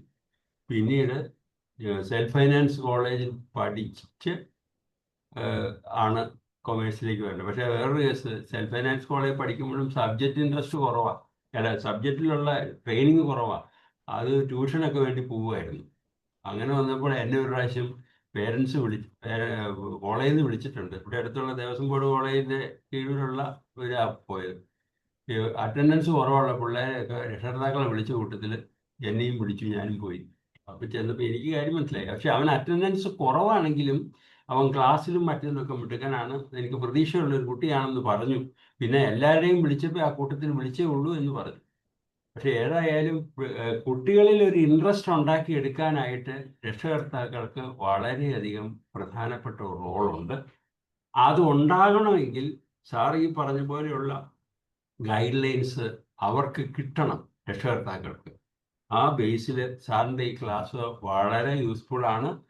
അത് മറ്റുള്ളവർക്ക് ഷെയർ ചെയ്യാൻ പറ്റിയ വിവരങ്ങൾ ഇതിനകത്തുണ്ട്. ഇതിൽ കൂടുതൽ ഇപ്പോൾ മാർക്ക് കുറഞ്ഞു പോയെന്നും പറഞ്ഞ് നിരാശപ്പെടുകയല്ല, പിള്ളേരുടെ ഇൻട്രസ്റ്റ് അനുസരിച്ച് അവരെ ഡൈവേർട്ട് ചെയ്ത് വിടുന്നതിന് രക്ഷകർത്താക്കൾക്ക് വലിയ റോളുണ്ട്. അതിനുതകുന്ന ഒരു കാര്യമാണ് ഈ ആഫ്റ്റർ 10th പറഞ്ഞ് സാർ ഫോളോ ചെയ്ത കാര്യങ്ങൾ. എനിവേ ഇത് കുറേ കൂടെ നേരത്തെയൊക്കെ എനിക്കും കിട്ടേണ്ടതായിരുന്നു, പലർക്കും കിട്ടേണ്ടതായിരുന്നു. ഇപ്പോൾ ഇവിടെ വരുന്നവരല്ല ഞാൻ പറഞ്ഞത്. പക്ഷെ മറ്റുള്ളവർക്ക് കഴിവതും ഷെയർ ചെയ്യാൻ പറ്റിയ ഒരു റിസോഴ്സാണ് സാറെന്ന് തന്ന കാര്യങ്ങൾ. അത് വളരെ ഉപകാരപ്രദമായിട്ടുണ്ട്. ഇത്ര എനിക്ക് ഈ കാര്യത്തിൽ പറയാനുള്ളൂ. Thank you very much. Okay, thank you sir. George sir ഉണ്ടോ? Thank you sir. പറയൂ. വളരെ നല്ല ഒരു ദിശാബോധം കൊടുക്കുന്ന ഒരു ക്ലാസ് ആയിരുന്നു. വാസ്തവത്തില് ഇപ്പോൾ എന്ത് വേണം എന്ന് ചിന്തിച്ച് വിഷമിക്കുന്ന കുട്ടികളെ സംബന്ധിച്ചിടത്തോളം, അവരുടെ പേരൻസിനെ സംബന്ധിച്ചിടത്തോളം ഇത്തരത്തിലുള്ള ക്ലാസ് എന്ന് പറയുന്നത് ദാഹിച്ചു വളഞ്ഞേക്കുന്നവർ ഒരു ഗ്ലാസ് കുടിവെള്ളം കൊടുക്കുന്നത് പോലെ ആണ്. ഈ കാര്യത്തിൽ വാസ്തവത്തിൽ നമ്മൾ ഈ അതെ, വിളവിന്റെ നേരത്ത് വളം ചേർക്കുന്നു എന്ന് പറയുന്നത് പോലെ ഒരു സ്ഥിതിവിശേഷമുണ്ട്. നമ്മുടെ അക്കാഡമിക് രംഗം തന്നെ അങ്ങനെ ആയിപ്പോയി എന്ന് വേണം ഇത്തരത്തിലുള്ള ക്ലാസ്സുകളൊക്കെ കൂടുതൽ കേൾക്കുമ്പോൾ തോന്നുന്നു. കുട്ടികൾക്ക് അവരുടെ പാഷൻ അറിഞ്ഞ് ആ ടെക്നിക്കൽ സ്കൂളിലേക്ക് 8-9 ക്ലാസ്സുകളിലൊക്കെ പഠിപ്പിക്കുന്ന JTSLC, അങ്ങനെ അവരെന്തിനാ പിന്നെ ഈ ബയോളജിയുടെ കഷ്ടപ്പെട്ട് പഠിക്കുന്നു? അങ്ങനെ ആ കുട്ടികളുടെ വാസന ഒരു ഹൈസ്കൂൾ ക്ലാസ് വെച്ച് അറിയാനും അത് കണ്ടെത്തി സർക്കാർ തലത്തിൽ തന്നെ സ്കൂൾ വിദ്യാഭ്യാസത്തിന്റെ ഭാഗമായിട്ട് തന്നെ ആ കാറ്റഗറി തിരിച്ച് പിള്ളേർക്ക് ആ സൗകര്യം ചെയ്തു കൊടുക്കുകയാണെങ്കിൽ വളരെ ഉപകാരം. അവരാ രംഗത്ത് നന്നായി ഷൈൻ ചെയ്യും. അവരുടെ ഭാവി ഭദ്രമാകുകയും ചെയ്യും. അപ്പോ അവര് ഇഷ്ടപ്പെട്ട വിഷയമാണെങ്കിൽ കഷ്ടപ്പെട്ട് പഠിക്കണമെന്നല്ലേ പറയുന്നത്. ആ സാധ്യത തുറന്നു കൊടുക്കാൻ പറ്റിയ വിധത്തിൽ സമഗ്ര പരിഷ്കരണം ഈ രംഗത്ത് നമുക്ക് ആവശ്യമുണ്ട്. എന്തായാലും എല്ലാവരുടെയും കണ്ണു തുറക്കുന്നതായി ഇതൊക്കെ. അതുകൊണ്ട് ഇത്തരത്തിലുള്ള ക്ലാസ് ഉപകാരപ്പെടും. ഭാവിയിലും ഇത് മറ്റുള്ളവർക്കൊക്കെ റെഫറൻസിന് യൂട്യൂബിൽ ഉണ്ടല്ലോ. ആർക്കെങ്കിലും സംശയം വരുമ്പോൾ ചോദിക്കുമ്പോൾ നമുക്ക് ഇത് കാണിച്ചു കൊടുക്കാം. അതുകൊണ്ട് വളരെ നല്ല ഉപകാരപ്പെട്ട ഒരു ക്ലാസ്. ഒത്തിരി സന്തോഷം, ഒത്തിരി നന്ദി. Thank you sir. ഇവിടെ ആകെ നെറ്റ് പ്രോബ്ലം, ലൈറ്റ് പ്രോബ്ലം വലിയ വിഷയമാണ്. മഴ ശക്തം. അതുകൊണ്ട് ഇങ്ങനെ പറഞ്ഞു നിർത്തുക. എല്ലായിടത്തും പ്രോബ്ലം. ഞാനും ക്ലാസ് എടുക്കാൻ പറ്റുമോ എന്ന് സംശയിച്ചു. ജസ്റ്റ് 6:50 കറണ്ട് വന്നു. Okay sir, thank U. Okay thank you sir. Okay, വേറെ ആർക്കെങ്കിലും വിമർശനം എന്തെങ്കിലും പറയുന്നോ?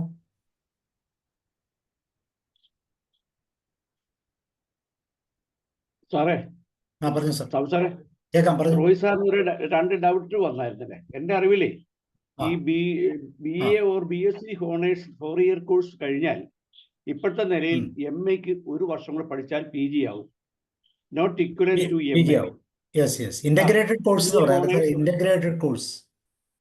അതെടുത്തു കഴിഞ്ഞാൽ 1 ഇയർ ആ പറയുന്ന വിഷയം എടുത്ത് പഠിച്ചു കഴിഞ്ഞാൽ MA ആകും. പിന്നെ വേറൊരു കാര്യങ്ങളുണ്ട്. ഈ PG കഴിഞ്ഞു കഴിഞ്ഞാൽ നല്ല സ്കോപ്പുള്ള നല്ല ശമ്പളം കിട്ടുന്നതാണ് കോളേജ് അധ്യാപകരുടെ ഇപ്പോഴത്തെ ജോലികൾ. അല്ല, ശമ്പളം. അതായത് അതിന് നെറ്റ് എഴുതിയാൽ മതി. ഇപ്പൊ ട്രിവാൻഡ്രത്തും അതുപോലുള്ള സ്ഥലത്തും ഒക്കെ നെറ്റിന് കോച്ചിങ് കൊടുക്കുന്നുണ്ട്. എൻ്റെ മകൾക്ക് കിട്ടിയതാണ് നെറ്റിന് MA എക്കണോമിക്സിൽ. അതുപോലെ എൻ്റെ ചേട്ടൻ്റെ മകൾക്ക് നെറ്റ് കിട്ടി. ഈ പറയുന്ന ആർക്കും ആ ലൈനിൽ അറിയത്തില്ലാത്തതുകൊണ്ടാണ്. അപ്പൊ ആ രീതിയിലായി നല്ല ശമ്പളമാണ്, വളരെ ഉയർന്നു വരാനൊക്കും. ആഫ്റ്റർ റിട്ടയർമെന്റും ടീച്ചിങ് പോസ്റ്റ് കിട്ടാൻ സാധ്യത ഏറെ ഉള്ളതാണ്. അതുപോലെ +2 ടീച്ചറായിട്ട് കിട്ടാനും വകുപ്പുണ്ട്. അതൊക്കെ ഏറെ പ്രൈമറി സ്കൂൾ ടീച്ചറാണ് ഏറെ വേക്കൻസി. അത് കഴിഞ്ഞ് high school, then +2 teachers, then college teachers. അപ്പം +2നും പറ്റും. ഈ പറയുന്ന നെറ്റ് ആയാലും മതി, അല്ലെ സെറ്റ് എഴുതിയെടുക്കണം. നല്ല ശമ്പളമാണ്. സാറേ, ഇതിന്റെ പ്രോബ്ലം എന്താണെന്ന് വെച്ചാൽ പലപ്പോഴും എഞ്ചിനീയറിങ്ങും അല്ലെങ്കിൽ മെഡിസിനും കിട്ടാതെ വരുമ്പോൾ അല്ലെങ്കിൽ മാത്സ് പഠിക്കാൻ പറ്റത്തില്ല എന്നുള്ളൊരു ബോധ്യത്തിലാണ് അധികവും ഈ ഹ്യൂമാനിറ്റീസ് അല്ലെങ്കിൽ ഈ പറയുന്ന ഇതിലേക്ക് മാറിപ്പോകുന്നത്, അല്ലേ, കൊമേഴ്സിലേക്ക് മാറിപ്പോകുന്ന ഒരു സാഹചര്യം. അത് മാറിയിട്ട് കൃത്യമായിട്ട് അതിൻ്റെ അകത്ത് നല്ല രീതിയിൽ താല്പര്യത്തോടുകൂടി മാതാപിതാക്കളും കുട്ടികളും മുന്നോട്ട് പോയി അത് സെലക്ട് ചെയ്യാൻ ശ്രമിച്ചാൽ ഒത്തിരിയും പ്രയോജനകരമായിട്ടുള്ള, ഇപ്പം റോയ് സാർ പറഞ്ഞില്ലേ, CAയിലേക്ക് എത്താനുള്ള ഓപ്ഷൻ, നല്ല ലോയേഴ്സിലേക്ക് ആകാനുള്ള ഓപ്ഷൻസ്. ഇപ്പം അനിൽകുമാർ സാറിൻ്റെ എക്സാമ്പിൾ പറയുമ്പം സാർ പ്രൊഫസറായി മാറുന്നു. അപ്പം ഇങ്ങനെയുള്ള ഓപ്ഷൻസ്, അപ്പോൾ ഈ ധൈര്യപൂർവ്വം ഒരു കരിയർ തിരഞ്ഞെടുക്കാൻ പലപ്പോഴും സാധിക്കാത്ത രീതിയിലുള്ള ഒരു അറിവില്ലായ്മ മാതാപിതാക്കളുടെ ഇടയിലുണ്ട്. അത് ഒന്ന് കറക്റ്റ് ചെയ്ത് കുട്ടികളെ ഗൈഡ് ചെയ്യുമ്പോൾ കുട്ടികൾക്ക് മുമ്പേ നടക്കണം, അല്ലേ, എന്നാലേ കുട്ടികളെ ഗൈഡ് ചെയ്യാൻ പറ്റുള്ളൂ. കുട്ടികൾക്ക് മുമ്പേ നടന്ന് ശരിക്കും ഈ ഓപ്ഷൻസ് ഇതൊക്കെയാണെന്നൊക്കെ തിരിച്ചറിഞ്ഞ് മനസ്സിലാക്കി അവരെ അതിൽ ഗൈഡ് ചെയ്യുമ്പോഴാണ് അത് ശരിക്കും ഒരു റിസൾട്ടായിട്ട് വരുന്നത്. ഒരു കാര്യം കൂടെ റോയ് സാറിന് വേറൊരു സംശയം ഉണ്ടായിരുന്നു. ഈ +2 കഴിഞ്ഞാൽ കൊമേഴ്സിന് കിട്ടിയില്ല എന്ന്. പക്ഷേ ഇപ്പം പുതിയതായിട്ട് എങ്ങനെയാണെന്ന് അറിയത്തില്ല. +2 കഴിഞ്ഞാൽ ഇവർക്ക് കൊമേഴ്സിനും അപ്ലൈ ചെയ്യാൻ കിട്ടിയിട്ട് ഒത്തിരി പേരുണ്ട്. പക്ഷെ അതിനൊരു കാര്യമുണ്ട്. കൊമേഴ്സ് പഠിച്ച കുട്ടികൾക്ക് വെയിറ്റേജ് ഒരു 10-25 മാർക്ക് കൂടെ കൊടുക്കുമ്പോൾ ഇവർക്ക് കിട്ടില്ല. അപ്പം നല്ല മാർക്ക് ഉണ്ടെങ്കിൽ കൊമേഴ്സിനും അപ്ലൈ ചെയ്യാം, കോളേജിൽ തന്നെ കിട്ടും.